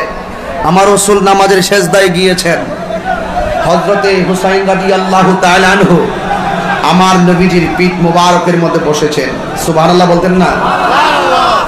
আমার রাসূলের পিঠ মোবারকে যখন বসেছেন, আল্লাহর হাবিব সাল্লাল্লাহু আলাইহি সাল্লাম সেজদা মোবারকটাকে লম্বা করে দিতেন। কারণ আমার রাসূল সেজদা মোবারক থেকে মাথা মোবারক তুলতেন না। তুলতে যদি ইমাম হুসাইন রাদিয়াল্লাহু তাআলা আনহু মাটিতে পড়ে যায়, উনি ব্যথা পাবে। এই জন্য আমার রাসূল সেজদাটাকে লম্বা করে দিতেন। বলেন না সুবহানাল্লাহ। কি হয়েছে ভাই? বসতে হবে? এই ছেলে, এই আমি তো বসে না বলতে পারি না, আমার তো জ্বালারও শেষ নাই। সারা দুনিয়া বসাই দিলাম আর আপনারা দাঁড়ায় ফিরছেন, এটা কি কথা নাকি? যাই হোক, আমি তো এই লাইনটা দেই না, কারণ এইভাবে দিলে আবার কোন কথা কেটে নিয়ে ছেড়ে দেয় আমি তো বলতে পারি না। এই জন্য আমি আমার রাগ নিয়ে আওয়াজ করতেছি যেন এই লাইনটাই না পা। আমার কয়েকটা স্টাইল আছে, রাগ যখন করি ওই, কিন্তু আমি এই যে আপনারা যারা আছেন, আপনারা কিন্তু ইচ্ছে করলে নিচে বসতে পারেন না? সত্যিকার পারেন না? আচ্ছা, মাটিতে বসলে কি হবে? একটু মাটি গায়ে লাগলে কি হবে? এটা জান্নাতের বাগানের মাটি।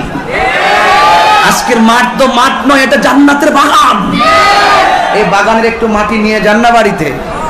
এমনও তো হতে পারে এই মাটিগুলো মিজানের পাল্লায় উঠে গেছে। আমি আপনাদেরকে কোন সময় বলতাম, এই 30 সেকেন্ড সময় দিচ্ছি, 30 সেকেন্ড ইনশাআল্লাহ। দেখো নাক দিন, আমি পরে না মনে, আমি এত বড় লম্বা বিষয় দিচ্ছি। তোমরা যে চালাক আমি বুঝি না। তোমরা চালাকি করছো কি? হুজুর এখানে আছেন, হুজুর দেখেন কতগুলো বিষয়। এই চারটা বিষয় একসাথে ঢুকাই দিছে, মানে হলো হুজুর পাই না পাই একবারে সব শুনলাম। তোমরা সালাকি করা শুরু করছে এগুলো, এই বিষয়গুলোকে শেষ করা যায় নাকি? এই যে 30 সেকেন্ড সময় দিছি, আপনারা যদি ভালোবাসেন বসেন, আর যদি মনে করেন যে তাহিরে ভালোবাসি না, আমি কি হয়েছে তাহলে আপনার দোকানে যায় চা খান। কথা বল ঠিক না? এই দুরূদ শরীফ পড়তে পড়তে বসেন না, কাজে হবে ইনশাআল্লাহ। এই যে দেখেন কি সুন্দর, এই যে কত কৃপণতা করছেন আপনারা। বাবা একটু বসেন, কইতে মতো পারি না। আরে ওনারা বইয়ুন, নিচে একটু বইয়ুন ওনারা। যাই হোক, যতটুকু শিখতে পারি ততটুকু ইনশাআল্লাহ বলবো। চিটাগংয়ের সঙ্গে আমাদের একটা রুহানি সম্পর্কের প্রয়োজন আছে, এটা সুন্নিয়তের রাজধানী, ঠিক কিনা বলেন? এই যে আবার দাঁড়াইছে বাবাজিরা, ঠিক আছে, এখন মোটামুটি মাঠটা বড় হয়েছে না? আচ্ছা, এই বাবা এই একটু লাইনটা ধরে বসে বলবো, হ্যাঁ, এরা যেন একটু দেখতে পারে। যাক, একটু দুরূদ শরীফ পড়েন আর অন্তরটা মদিনার দিকে মুতাওয়াজ্জু করে দেন। আল্লাহুম্মা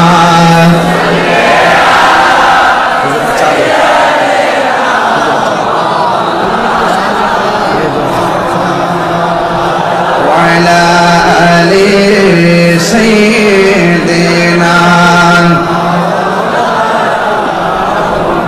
আমার নিজের হাতের লেখা চট্টগ্রাম চলছে। ইয়া রাসূলুল্লাহ ইয়া হাবিবাল্লাহ ইয়া রাসূলুল্লাহ ইয়া হাবিবাল্লাহ ইয়া রাসূলুল্লাহ। হাত তুলে সুন্দর দেখবেন ইনশাআল্লাহ। ইয়া রাসূলুল্লাহ ইয়া হাবিবাল্লাহ ইয়া রাসূলুল্লাহ ইয়া হাবিবাল্লাহ ইয়া রাসূলুল্লাহ। তুমি জীবন তুমি মরণ, আধার গোরে তুমি আপন, তুমি জীবন তুমি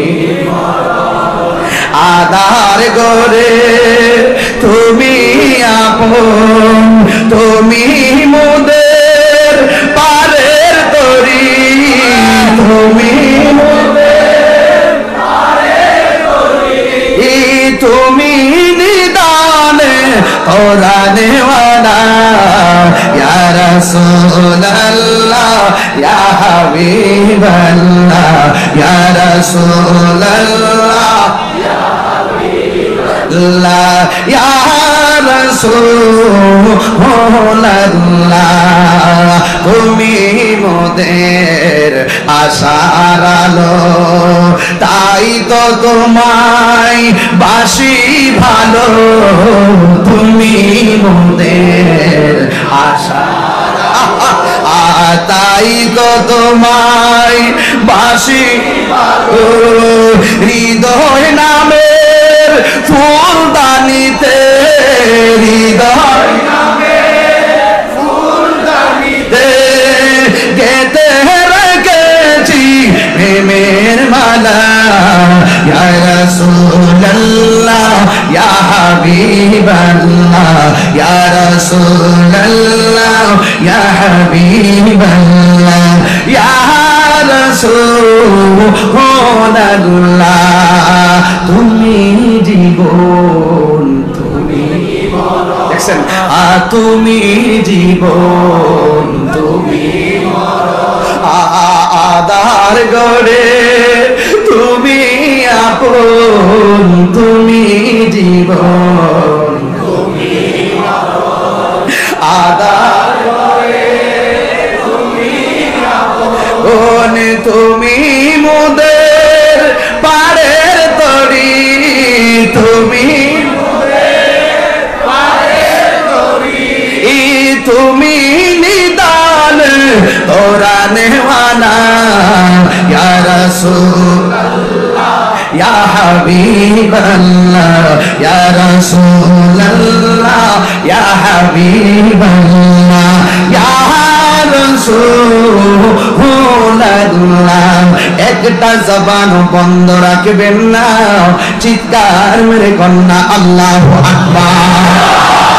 ও চট্টগ্রামের বন্ধুরা, আমার নবী হাসান হুসাইনকে কত ভালোবাসতেন।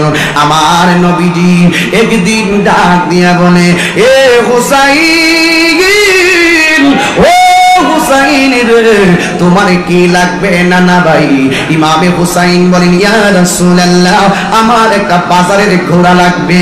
কারণ হলো ইমাম হুসাইনের ছোটবেলায় দেখতে একটা জিদ ছিল, হককে প্রতিষ্ঠা করার জন্য রণাঙ্গনে যুদ্ধ করতে হবে, এই জন্য অন্য কিছু চাই নাই, রণাঙ্গনের যুদ্ধের ঘোড়াটাই আমার নবীর কাছে চেয়েছে।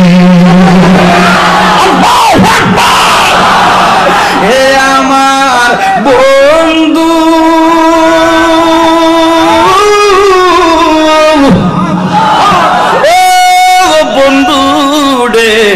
আমার নবী আপনার নবী বলেন, ও হুসাইন, আমি কোথায় থেকে ঘোড়া কিনে দিব?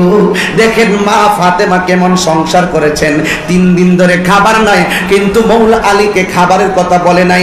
কেন বলে নাই জানেননি? সন্তানগুলোকে নিয়ে রাত দিন কাটাইছে, খাবারের কথা বললে ইমাম হযরতে মৌলা আলীর ইবাদতে ব্যাঘাত ঘটবে, এই জন্য সে খাবারের কথা বলে নাই। এমন একজন মৌলা আলীর সন্তান ইমামে হুসাইন। আমার নবী ডাক দিয়ে, হুসাইন, ও হুসাইন, আমি তোমার কোথায় থেকে ঘোড়া কিনে দিব? এখন আপনারা বলেন, আমার নবী কি গরিব নবী না ধনী নবী? আমার বাংলাদেশের কিছু হুজুর আছে, ওয়াজ করার সময় এমনি কইতাম নি, এতিম নবী রে, মানে এমন ভাবে নিকৃষ্ট, মানে যত নিচু করে বলতে পারে, এতিম নবী, খাইতে পারে না, ঘুমাইতে পারে না। আর আমার নবীকে আল্লাহ ইউতঈমুনি ওয়া ইয়াসকিনি, আল্লাহ আমারে খাওয়ায়, আল্লাহ আমারে পান করায়, তোরা কানার দল বুঝছ না।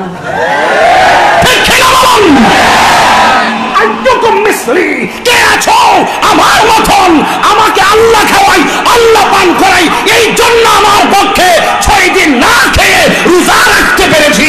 হাত তুলে বলেন ঠিক না?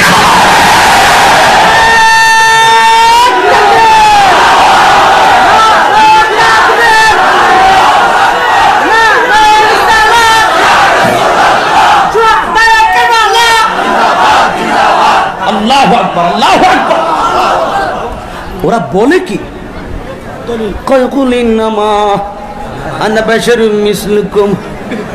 হে নবী বলে দেন, আমি তোমাদের মতোই মানুষ। নাউজুবিল্লাহ, অসুবিধা 2-3 দিন পরে কন্যা আর আসলে কন্যা নাউজুবিল্লাহ। এইভাবে পাবলিককে বোঝা, কাইন্দা কুইন্দা এমন ভাবে স্টাইলে বলে যেন মনে হয় যেন নবী তাদের মতনই একদম রক্তে মাংসে গড়া। হ্যাঁ, নবী আমরা মতো বললে ইমান থাকবে ভাই? কোন নবী ফেটে বাতর বানছে, আর বেকুব বানছে তো তোরে শিখাইবার জন্য। এই জন্য আমি কইছিলাম, বুঝলে বুঝপাতা, না বুঝলে তেসরা যা।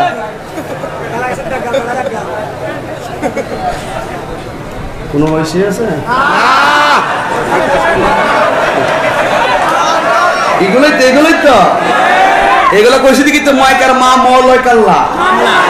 হ্যাঁ, বাংলা ভাষার জন্য 1971 সালে 30 লক্ষ শহীদের রক্তের দাদা রক্ত রাজপথে ঢালার মাধ্যমে পাকিস্তানি সৈন্য শাসকের কবল থেকে বাংলা ভাষাকে উদ্ধার করে এই দেশকে স্বাধীন করা হয়েছে। ঠিক কিনা বলেন?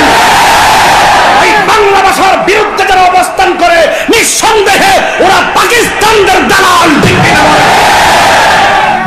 আজকে বাংলাদেশে টকশোতে বসে নবীর বিরুদ্ধে কথা বলা হয়, ওলির বিরুদ্ধে কথা বলা হয়, কোরআনের বিরুদ্ধে কথা বলা হয়, তাদের বিরুদ্ধে মামলা করার সাহস পায় না। তাহির বিরুদ্ধে মামলা দেখস নাই? বেটাটা জিডি হোক,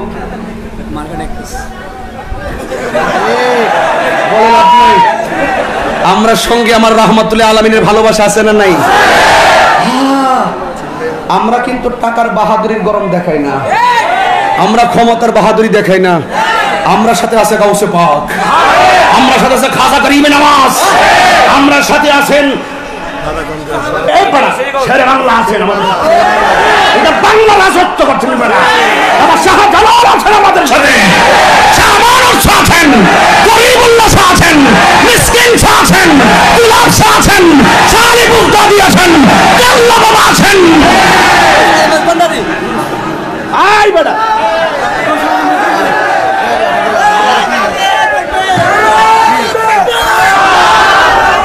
গরম গরম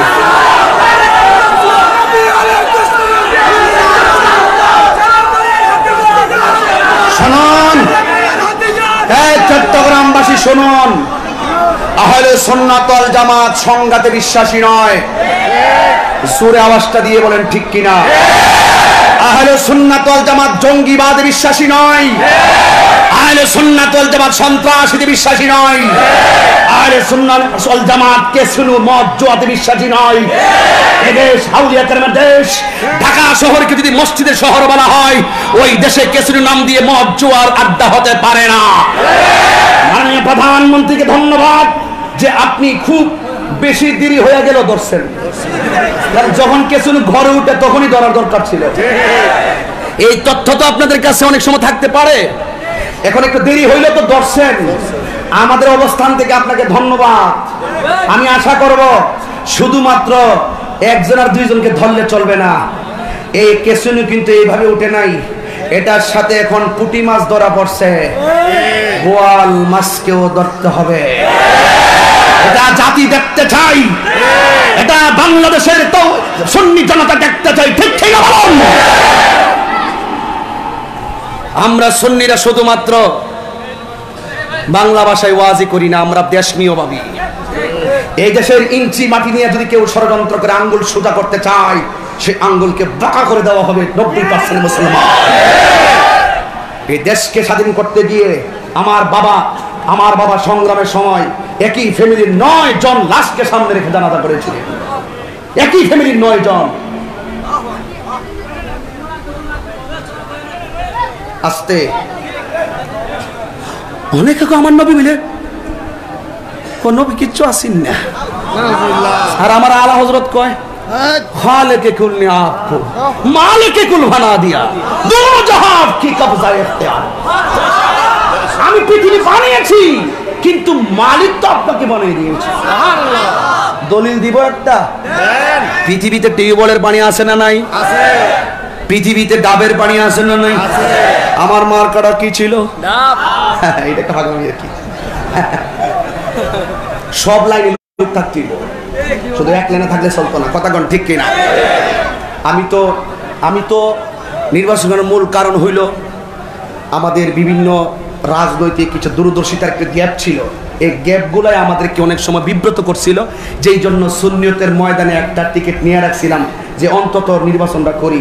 এরপরে নির্বাচনটা করার মতোই আমি করছি, কিভাবে নির্বাচন করতে হয় আমি সেইভাবে করছি।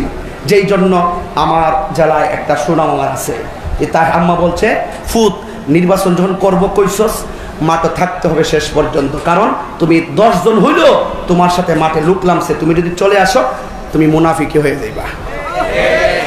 আমি এটা করছি, এটা আমার একটা চিন্তা ভাবনা আর কি। আর বয়স হইলে না নেতা টেতা হইতাম ভবিষ্যতে, সাংগঠনিক চিন্তা আরো এখন তো ফুলা হয় না মানুষ, আমারও তো চিন্তা ভাবনা দরকার নাই। আমার কত হইল পীর যার যার সুন্নিয়ত সভা, আর ধাক্কা ধাক্কির সুযোগ না। আমি চলি তো এই চট্টগ্রামের বাইরে অনেক কঠিন অবস্থা, অনেক কঠিন, এটা বুঝাইতে পারতাম না। আমার আগামী পরশুদিন যে মাহফিল ডিসি সাহেব, আমাদের ব্রাহ্মণবাড়িয়া সদর ডিসি সাহেব নিষেধ করছে, আমার মাহফিল ক্যান্সেল, যেতে পারবো না, কিছু করার নাই। 10 তারিখ আরেক মাহফিল না শ্রীনগর, যেতে পারবো না, কিছু করার নাই। কিন্তু একদিক দিয়ে বন্ধ হবে, 70 দিকে কে দরজা খুলে দিবেন? এটা নিয়ে আমার টেনশন দরকার আছে? এরপরও এখানে আবার অনেক জায়গা আছে আমি মাহফিল করি, আমি আমার ক্যাপাসিটি নিয়েই করি। আপনাদের দোয়া আছে, অহংকার না, আমার মার দোয়া আছে, আপনাদের ভালোবাসা আছে। তবে আমি আমার জায়গা থেকে যে কথাটা বলতে চাই বাজান, আপনি আপনার পীরের মুরিদ, আপনার পীর আপনার কাছে খানায় কাবা, আমার পীর আমার কাছে খানায় কাবা। কারণ পাত্রের কাবার চাইতে মুমিনের দাম বেশি। তো এই জন্য যার যার পীর থাকবে তার, কিন্তু যখন সময়ে আমাদেরকে একটা ময়দানে ডাক দেওয়া হবে, সকল পীর তার মুরিদ নিয়ে ওই ময়দানে আসতে হবে। কথা বলেন ঠিক কি? আল্লাহর ওয়াস্তে বর্তমান যুগ তো দেখছেন কত কঠিন। এখন আর বিভক্তির কোনো সুযোগ নাই বাজান। আল্লাহর ওয়াস্তে আমাদের যে নেম প্লেটটা আহলুস সুন্নাত ওয়াল জামাতের যে নেম প্লেটটা, এটা কিন্তু এখন নিবার জন্য বহুত ষড়যন্ত্র চলতেছে। 2 দিন পরে আমরা চিন্তা না যে আমরা আহলুস সুন্নাত ওয়াল জামাত, এটা এখন এরাও ব্যবহার করে। এটার মধ্যে কিন্তু হাত মেরে দিছে। 2 দিন পরে চ্যালেঞ্জ করে বলবো, যে কেউ বলবে, উপরের মহলে বলবে এটা তো আপনার দল না, এটাও হেরার দল। এই সময়টা কিন্তু আসতেছে। আমি ছোট মানুষ বইলে গেলাম, এই সময়টা আসতেছে। আহলে সুন্নাত ওয়াল জামাত মনে করলে বুঝবে এটা তার দল। এরা এই শিরোনামটা অলরেডি এখন ব্যবহার করতেছে, খাঁটি আহলে সুন্নাত ওয়াল জামাত।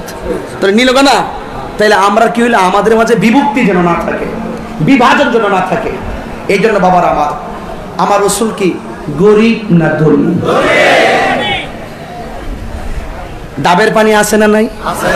এই ঘুমে ধরে গেছে, ওয়াজ কি শেষ নাকি? ডাবের পানি আছে না নাই? টিউবওয়েলের পানি আছে না নাই? কূপের পানি আছে না নাই? পুকুরের পানি আছে না নাই? কর্ণফুলী নদীর পানি আছে না নাই? আমার আল্লাহ বলেন এমন একটা পানি আছে, আমরা টিউবওয়েলের পানি যদি পান করি, এখন পান করলাম, দুপুরে আবার তৃষ্ণা লাগতে পারে কিনা? আজকে তৃষ্ণা লাগছে, কালকে আবার তৃষ্ণা লাগতে পারে কিনা? কিন্তু আমার আল্লাহ এমন একটা নদী আমার বন্ধু নবীর দান করছেন, 1 ফোঁটা পান করলে জিন্দেগিতে আর পানি তৃষ্ণা লাগবে না। ওই যে দলিল, আল্লাহ সৃষ্টি করছেন, মালিক আমার নবীর বানাইছেন। কেমনে শুনেন, ইন্না আ'তাইনাকাল কাউসার, নিশ্চয়ই আমি আপনাকে হাউজে কাউসার দান করেছি। কত পানি জীবনে দেখলেন, আসল পানির মালিক আমার রাসূল। দেখছেন আল্লাহ দান করে দিছে, তো আমরা হিংসা করে লাভ কি? তো আমার নবী বলেন, হুসাইন তোমার আমি ঘোড়া কিনা দিমু, টাকা লাগবে কিনা? আচ্ছা নবী যদি বলতো, আল্লাহ আমার হুসাইন একটা ঘোড়া চাইছে, তুমি জান্নাত থেকে একটা ঘোড়া ফাটাও, কি ফাটাইতো না? ইমাম আলী মোকামের জন্য আমার আল্লাহ জান্নাত থেকে জামাও পাঠাইছে, মা ফাতেমার জন্য বোনা গোশত আর রুটিও পাঠাইছে। সুবহানাল্লাহ বলেন না? তো আমার রাসূল বলেন, কি সুন্দর সান্ত্বনা দিলেন, হ্যাঁ হুসাইন তুমি তো সাধারণ নানার নাতি না। সুবহানাল্লাহ। গভীর মনোযোগ। ও হুসাইন তুমি তো সাধারণ নানার নাতি নও, তুমি হলে রাহমাতুল লিল আলামিনের নাতি। বাজারের ঘোড়া কিনা দিলে শোভা পাইতো না, তুমি আমার সামনে চক্ষু 2টা বন্ধ করো, সৃষ্টির শ্রেষ্ঠ ঘোড়া তোমার সামনে হাজির হয়ে যাবে। এবার ইমাম হুসাইন রাদিয়াল্লাহু তাআলা আনহু যখন 2টা চক্ষু বন্ধ করছে গো, এবার আমার নবী বলেন, এ হুসাইন তোমার চোখ 2টা খোলো। এবার হুসাইন রাদিয়াল্লাহু তাআলা আনহু চোখ 2টা খুললেন, ডাক দিয়া বলে, গো এ হুসাইন তুমি তাকায়া দেখো তোমার সামনে ঘোড়া। এবার হুসাইন রাদিয়াল্লাহু তাআলা আনহু বলেন, ইয়া রাসূলুল্লাহ আমি তো ঘোড়া দেখতেছি না। আমার নবী বলে, হুসাইন তুমি কলবের চক্ষু দিয়ে তাকায়া দেখো, আমি তোমার সামনে ঘোড়া হয়ে মাটিতে পড়ে আছি। আল্লাহু আকবার বলেন। আমার নবী ঘোড়া সাজলেন। আমার নবী বলেন, হুসাইন তুমি আর পিঠ মোবারকে ওঠো। ইয়া রাসূলুল্লাহ নানা গো এমন ঘোড়া আমি চাই নাই। আমার নবী বলে, রে হুসাইন তুমি আমার পিঠের মধ্যে উঠো, তোমার হুকুম করেছে রাহমাতুল লিল আলামিন। এই কথাটা বলতে দেরি, এবার ইমাম হুসাইন নবীর পিঠ মোবারকে গিয়ে বসলেন। এবার বসার আগে ডাক দিয়ে কই, না না ভাই বাজারের ঘোড়ার গলায় দেখেছি কত রশি লাগায়, আপনার গলার মধ্যে তো কোনো রশি নাই, রশি ছাড়া ঘোড়ার উপরে আমি উঠি না। আমার নবী ডাক দিয়া বলে, ও হুসাইন, তুমি দেখো আমার পাথরের উপরে 11.5 হাত কালো একটা পাগড়ি মুবারক আছে, ওই পাগড়িটা আমার গলার মধ্যে রশি হিসাবে লাগাইয়া দাও। যেই মাত্র লাগাইলেন ওই মুহূর্তে আমার নবী, আপনার নবী বলেন, এ হুসাইন তুমি আমার পিঠে ওঠো। ইমাম হুসাইন বলে, নবী গো, দুনিয়ার ঘোড়ারে ডানে সংকেত দিলে ডানে যায়, বামে সংকেত দিলে বামে যায়, কিন্তু আপনি কেমনে ডানে যাবেন, আপনি কেমনে বামে যাবেন? আমার নবী কত ভালোবাসতেন। আমার নবী ডাক দিয়া বলেন, হে হুসাইন, তোমার ডান পায়ের যে বুদ্ধা আঙ্গুলটা আছে, এই আঙ্গুল দিয়ে আমার দাঁত মোবারকের জাইবের মধ্যে কাজা দিবা, আমি বাম দিকে যাবো। কি ভালোবাসা নবী হুসাইন রে দিয়া গেলেন। এবার ডাক দিয়ে, হুসাইন, তোমার বাম পায়ের ওই যে বিদ্যা আঙ্গুলটা আছে, এটা দিয়ে আমার বাম পাশে কাজা দিবা, আমি ডানে যাবো। আর যখন রশিটারে জোরে টান মারবা, যত জোরে টান মারবা তত আমি দাঁড়ায়া যাবো। জোরে কি আল্লাহু আকবার বলবেন না? এ বন্ধু, ইমামে হুসাইন রাদিয়াল্লাহু তাআলা আনহু ওই মুহূর্তে নবীর পিঠ মুবারকের মধ্যে উঠে তিনি যখন উঠলেন, আমার নবী পাথরের উপরে গিয়ে হাঁটু মুবারক রেখে রেখে তিনি হাঁটতেছেন। ইমাম হুসাইন যেই মাত্র পিছন দিকে তাকাইলেন, তাকাইয়া দেখতেছেন পাথরের উপরে কিছু রক্ত মুবারকের দাগ পড়ে আছে। ও নানা ভাই, গুড়া লাগবো না, আমি আল্লাহর শ্রেষ্ঠ গুড়ার উপরে উঠিয়া আমি হুসাইনের জীবন ধন্য হয়ে গেছে। আল্লাহু আকবার। এ বন্ধুরি, ও যুবকের দলেরা, ইমাম হুসাইনকে আমার নবী কত ভালোবাসতেন। এমন ভালোবাসা দিয়া যে হুসাইনের অল বডিটার গলাটারে টুটটারে আমার নবী চুমা দিয়া রাঙ্গাইয়া দিয়েছেন। ওই গলার ভিতরে যারা ছুরি চালাইয়া দিয়েছে, আপনারা বলেন এরা কি জান্নাতি না জাহান্নামী? কারা কারা আমার সঙ্গে একমত হাত তোলেন? এজিদের পক্ষে অনেক লোক আছে না নাই? এই এজিদের পক্ষে অনেক লোক আছে না নাই? কারবালার জমিনে হাত নামাচ্ছেন কেন? আমরা কি হুসাইনি মুসলমান না এজিদি মুসলমান? যারা হুসাইনি মুসলমান দুই হাত তোলেন। আমি একটা স্লোগান জোরে দিবেন।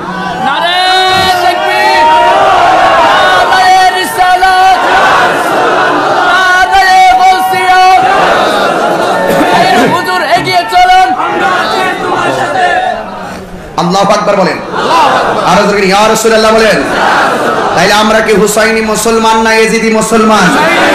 হুসাইনি মুসলমান কি মরণের ভয় করে? তাহলে আমার সাথে কি বলতে পারবেন না? বলতে পারবেন? এই জন্য আপনারা ওই কথাটাই বলবেন, যে এই কথাটা বললে আমার রাসূল খুশি হয়ে যাবে। বলেন না ইয়া হুসাইন, আরো জোরে ইয়া হুসাইন। আহলে বায়তের মহব্বত প্রয়োজন আছে কিনা? বিদায় বেলায় উচ্চ আওয়াজ বলেন আল্লাহু আকবার। বলেন ইয়া রাসূলুল্লাহ, ইয়া ওয়ালি আল্লাহ। আমার সাথে সবাই উচ্চ আওয়াজে মহব্বতের সাথে আমার সাথে পড়বেন। পারবেন ইনশাআল্লাহ? ইয়া রাসূলুল্লাহ, ইয়া হাবিবাল্লাহ, ইয়া রাসূলুল্লাহ, ইয়া হাবিবাল্লাহ, ইয়া রাসূলুল্লাহ, ইয়া হাবিবাল্লাহ। পাইয়াছি হাদিসে দেখিলে আপনাকে, পাইয়াছি হাদিসে দেখিলে আপনাকে, জীবনের গুনাহ যদি আপনি দিবেন গো দেখা, দয়া করে দিবেন গো দেখা, দয়া করে। ইয়া রাসূলুল্লাহ, ইয়া হাবিবাল্লাহ, ইয়া রাসূলুল্লাহ, ইয়া হাবিবাল্লাহ। মুনকার নকির আসিয়া সওয়াল করবে, মুনকার নকির আসিয়া সওয়াল করবে, দিও নবী গো পর্দা উঠাইয়া, করিব সালাম কদম ধরিয়া, করিব সালাম কদম ধরিয়া। ইয়া রাসূলুল্লাহ, ইয়া হাবিবাল্লাহ, ইয়া রাসূলুল্লাহ, ইয়া হাবিবাল্লাহ। আল্লাহ আমারি মতের নিদান কালে, আমারি মতের নিদান কালে থাকিও নবী গো আমারি সামনে দেখি জনগণে ইয়া রাসূলুল্লাহ ইয়া হাবিবাল্লাহ ইয়া রাসূলুল্লাহ ইয়া হাবিবাল্লাহ ইয়া রাসূলুল্লাহ ইয়া হাবিবাল্লাহ। একটা জবান বন্ধ রাখবেন না, চিৎকার মেরে কন্যা ইয়া হুসাইন। ও বন্ধু রে, ধীরে ধীরে মহব্বতে ঢুকে যাবেন। কোন হুসাইনের গলায় তারা ছুরি চালাইলো, যেই হুসাইনের গলার ভিতরে আমার নবী চুমা দিয়েছেন, যেই হুসাইনের ঠোঁটের মধ্যে আমার নবী চুমা দিয়েছেন, যেই হুসাইন আমার নবীর জবান মুবারকের সামনে হুসাইনের জবান মুবারকটা ছিল, আমার নবী বলে ইয়া হুসাইন ইফতাহ ফাকা, ও হুসাইন তোমার মুখটা একটু ওপেন করো। আমার নবীজি হুসাইনের ঠোঁটের মধ্যে চুমা দিয়েছেন, শুধুমাত্র ঠোঁটের মধ্যে চুমা দেই নাই, আমার নবীজি হুসাইনের ঠোঁট মুবারকটা নবীর ঠোঁট মুবারকের ভিতরে নিয়েছেন, আমার নবীর জিহ্বা হুসাইনের মুখের ভিতরে ঢুকিয়ে দিয়েছে। ওই হুসাইন কারবালার পরবর্তী শিক্ষা, যারা ইমাম আলী মুকামকে পানি দেই নাই, এই আমার জমিনে পানি আছে না নাই? আছে। আহারে আহারে কি ওয়াজ করতাম রে, যেই নবী তৈয়ার না হইলে গো পানি হইতো না। ওই নবীর আওলাদের জন্য যারা পানি বন্ধ করেছে, হ্যাঁ আরে ওই নবীর আওলাদের জন্য যারা পানি বন্ধ করেছে, তারা কিভাবে আমার নবীর সুপারিশ পাবে? ইমাম হুসাইন কারবালার জমিনের শেষের ঘটনাটা বলে দিয়ে যায়। আমার নবীর নাতি ইমামে হুসাইন রাদিয়াল্লাহু তাআলা আনহু বলেন, আমি রাতের বেলা ঘুমাইলাম, 9 তারিখে রাতের বেলা ঘুমাইছি, একেবারে শেষ রজনীতে তিনি কেমন কেমন ভাব নিয়ে উঠলেন। শহর বানো ডাক দিয়ে বলছিল, হুসাইন ও স্বামী গো, আপনি কেন এমন ভাবে বিচলিত হইয়া গেলেন?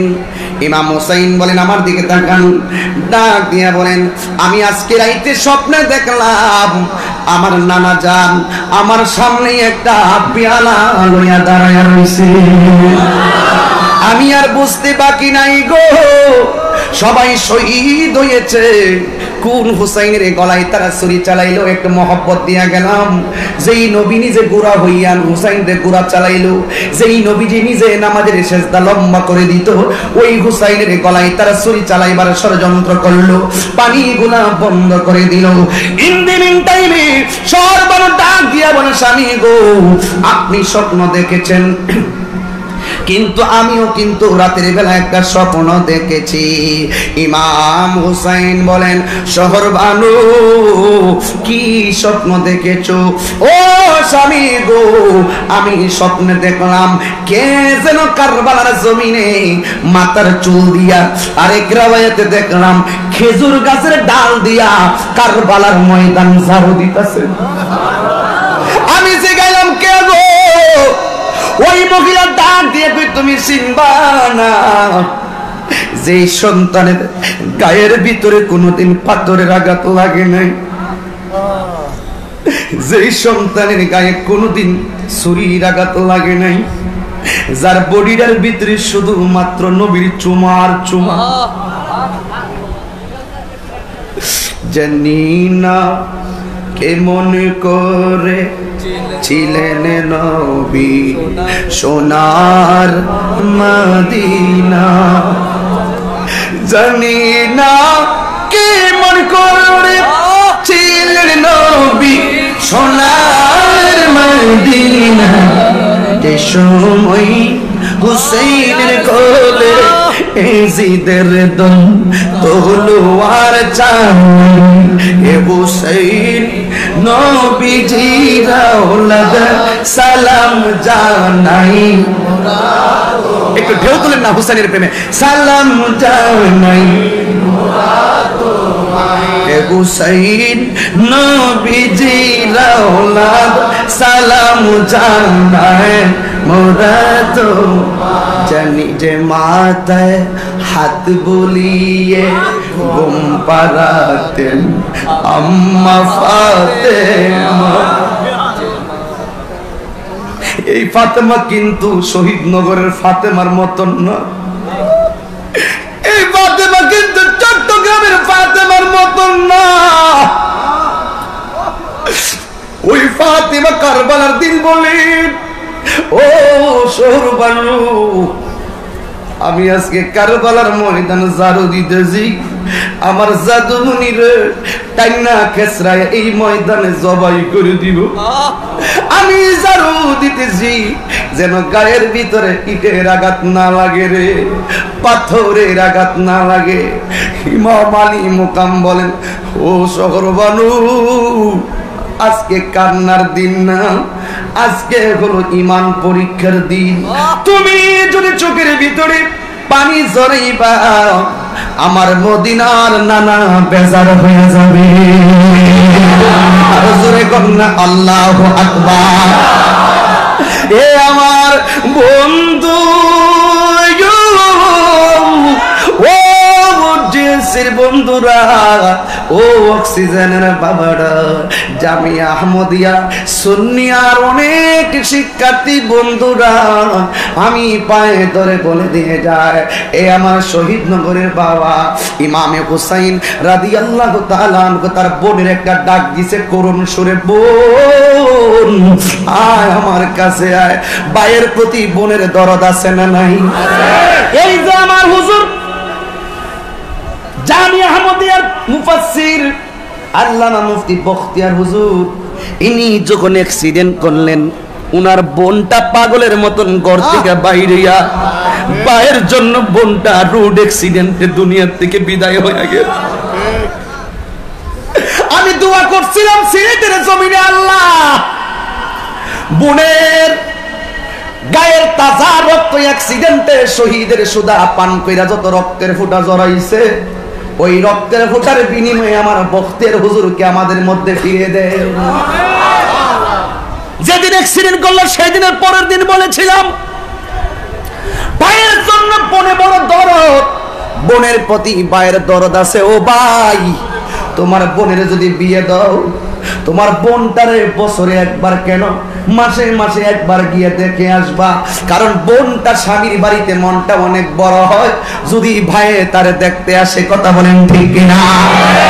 এই জন্য ইমাম আলী মুকাম বলেন, এ জৈনব আমার কাছে আসো, আমি যাইতেছি কারবালায়।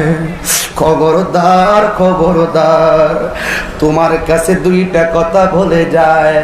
একটা কথা হলো, আমার জয়নাল রে কষ্ট দিস না। দুই নম্বর কথা হলো, যদি তুমি সুযোগ পাও, আমি যদি শহীদ হয়ে যায়, এই শাহাদতের বিচার অন্য কাউকে দিও না, আমার নানা জানের রওজায় সোনার মদিনায় দিয়ে দিবা। আর জোরে বলেন আল্লাহু আকবার।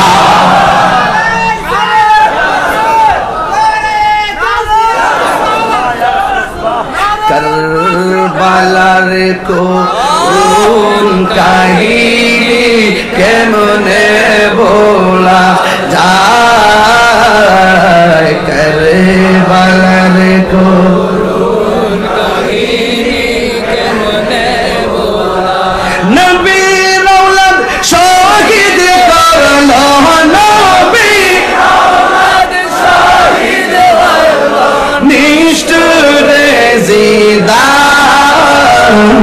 কারবালার করুণ কাহিনী কেমনে বলা যায়, কারবালার করুণ কাহিনী কেমনে বলা। একটা জবান বন্ধ রাখবেন না, বিদায় বেলায় সবাই আওয়াজ করে কোন আল্লাহু আকবার। ও বন্ধু রে, ইমামে আলী মুকাম কেন বিষয় দিয়েছেন কথা বলা লাগবে। বিষয় দিয়েছেন যেহেতু না বললে বলবেন বিষয়কে রেখে গেলাম, এই জন্য খন্ড খন্ড কথা বললাম ধারাবাহিকতা ঠিক রেখে। এবার ইমামে হুসাইন রাদিয়াল্লাহু তাআলা আনহু তিনি চলে গেলেন কারবালার জমিনে। বিহাতবরা অনেকগুলা তীরের আঘাতে তারে সরসরিত করে ফেলে দিয়েছেন। শেষ পর্যন্ত ইমাম হুসাইন রাদিয়াল্লাহু তাআলা আনহু ওই কারবালার জমিনে তিনি জমিনের ভিতরে পড়ে গেলেন। একটা বিয়াদব আয়েশা বুকের মধ্যে চাপা মাইরা বসছে। নবীর নাতি ডাক দিয়া কয়, ও ফুরাতবাসীরা গো,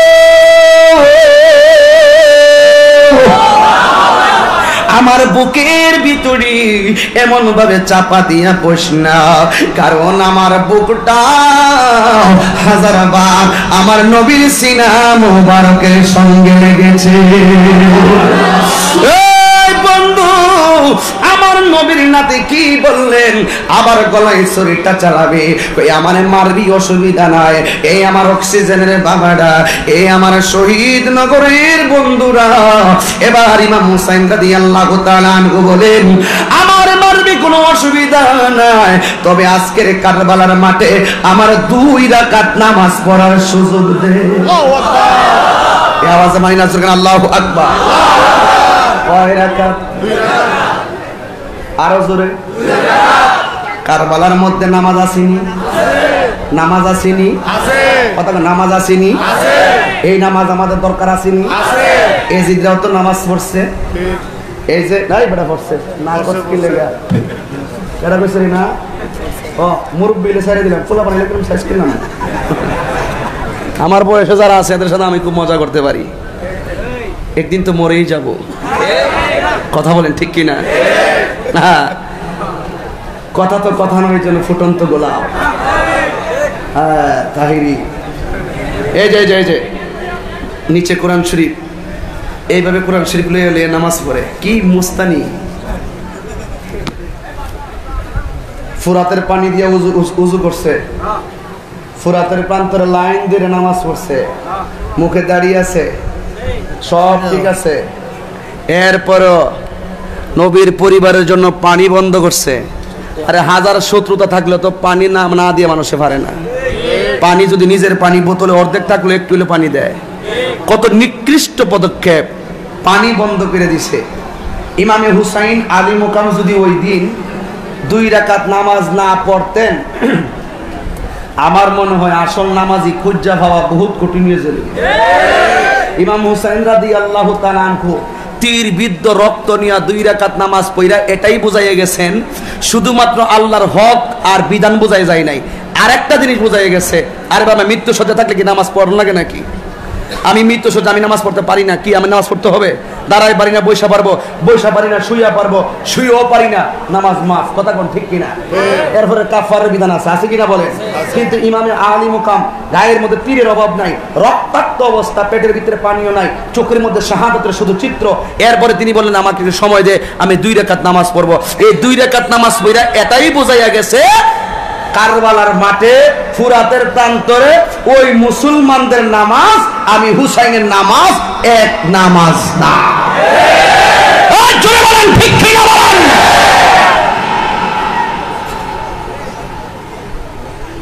এই পার্থক্য সারা 1400 বছর পরেও আছে না নাই? এটা আমরা টুকা দিয়া দেখি অনেকরে।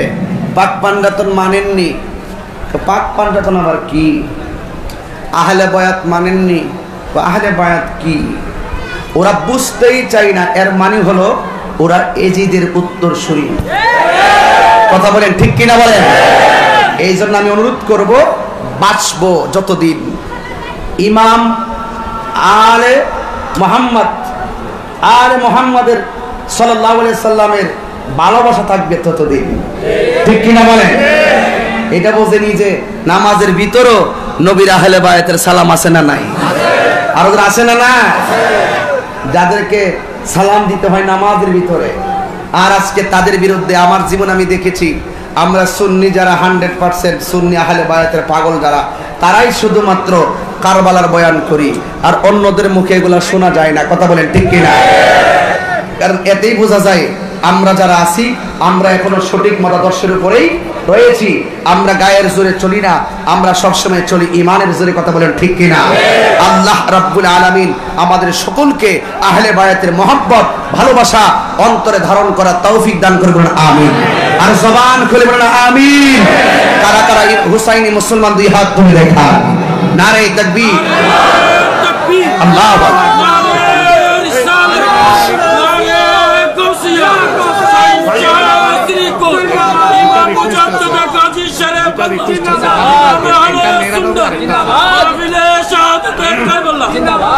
আস্তে ইমাম হুসাইন রাদিয়াল্লাহু তাআলা আনহুর গলায় যখন ছুরি চালাইছে, ইমামে আলী মোকাম বলেন এই গলা দিয়ে ছুরি ঢুকবে, কারণ এই গলার ভিতরে আমার নানা জান 1000 বার চুমা দিয়েছেন।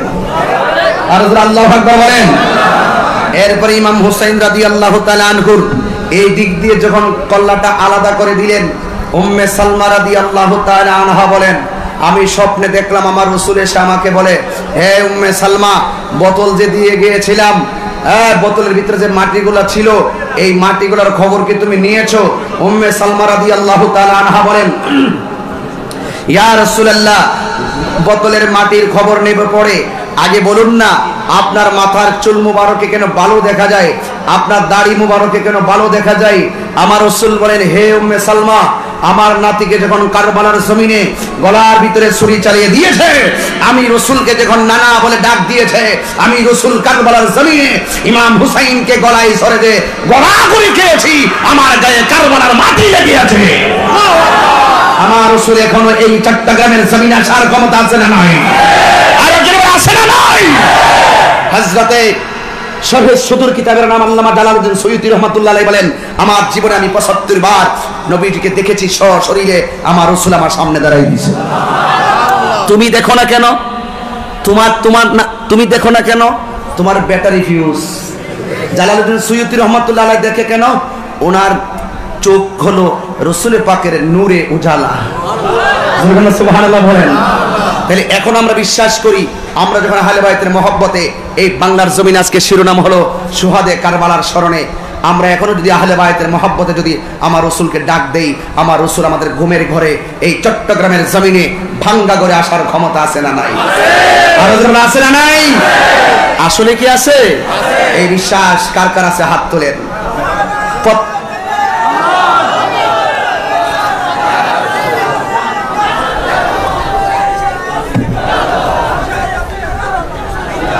আস্তে আস্তে বাবা, আপনার ইমামে হুসাইন রাদিয়াল্লাহু তাআলা আনহু কি মরানা জিন্দা?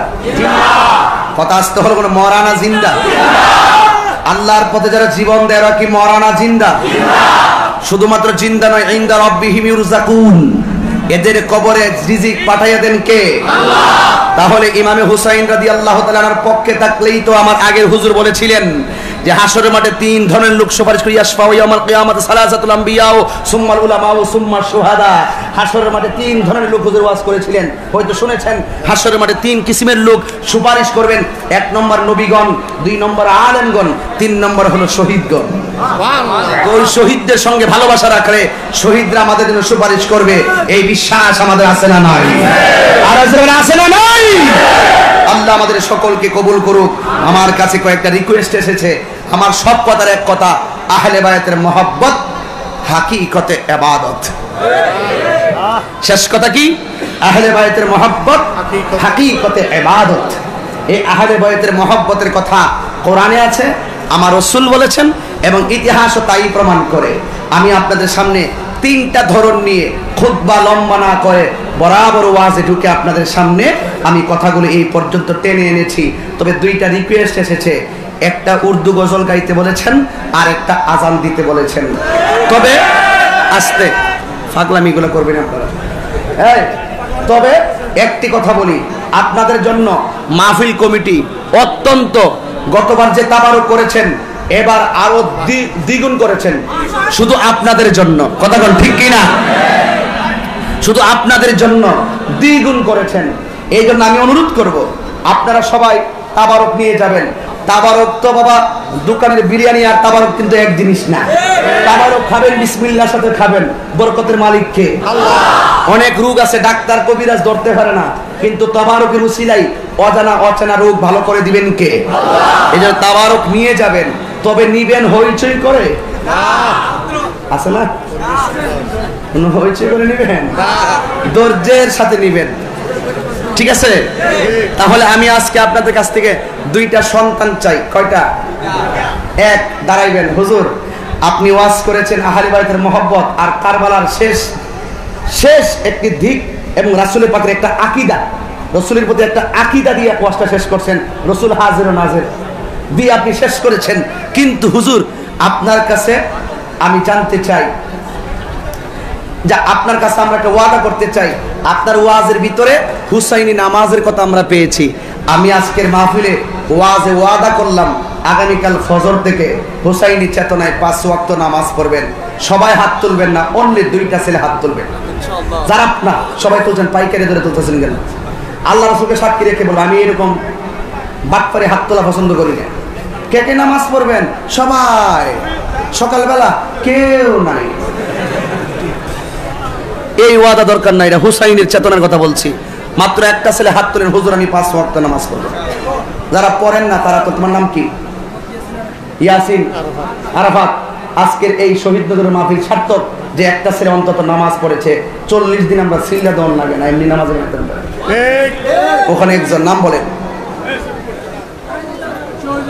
শহীদুল ইসলাম, মোহাম্মদ বেলাল, বসো। আর 2জন তেলে বলেন পাক পান্ডাতের মহব্বতে। তাইলে দেখি কয়জন উঠলো? 1 2 3 4 5 6 7 8 9 10 11 12 13 14 15। যারা পড়বেন আল্লাহ কিন্তু দেখতেছেন, একবারে খাঁটি মনে। আমি কিন্তু পাগলা মানুষ, আমি কিন্তু অত্যন্ত সহজ সরল একজন ভালোবাসা নিয়ে চলতে চাই, কিন্তু আল্লাহ রাসূলের মহব্বত রেখে বলবেন যে হুজুর আর আমরা নামাজ ছাড়বো না।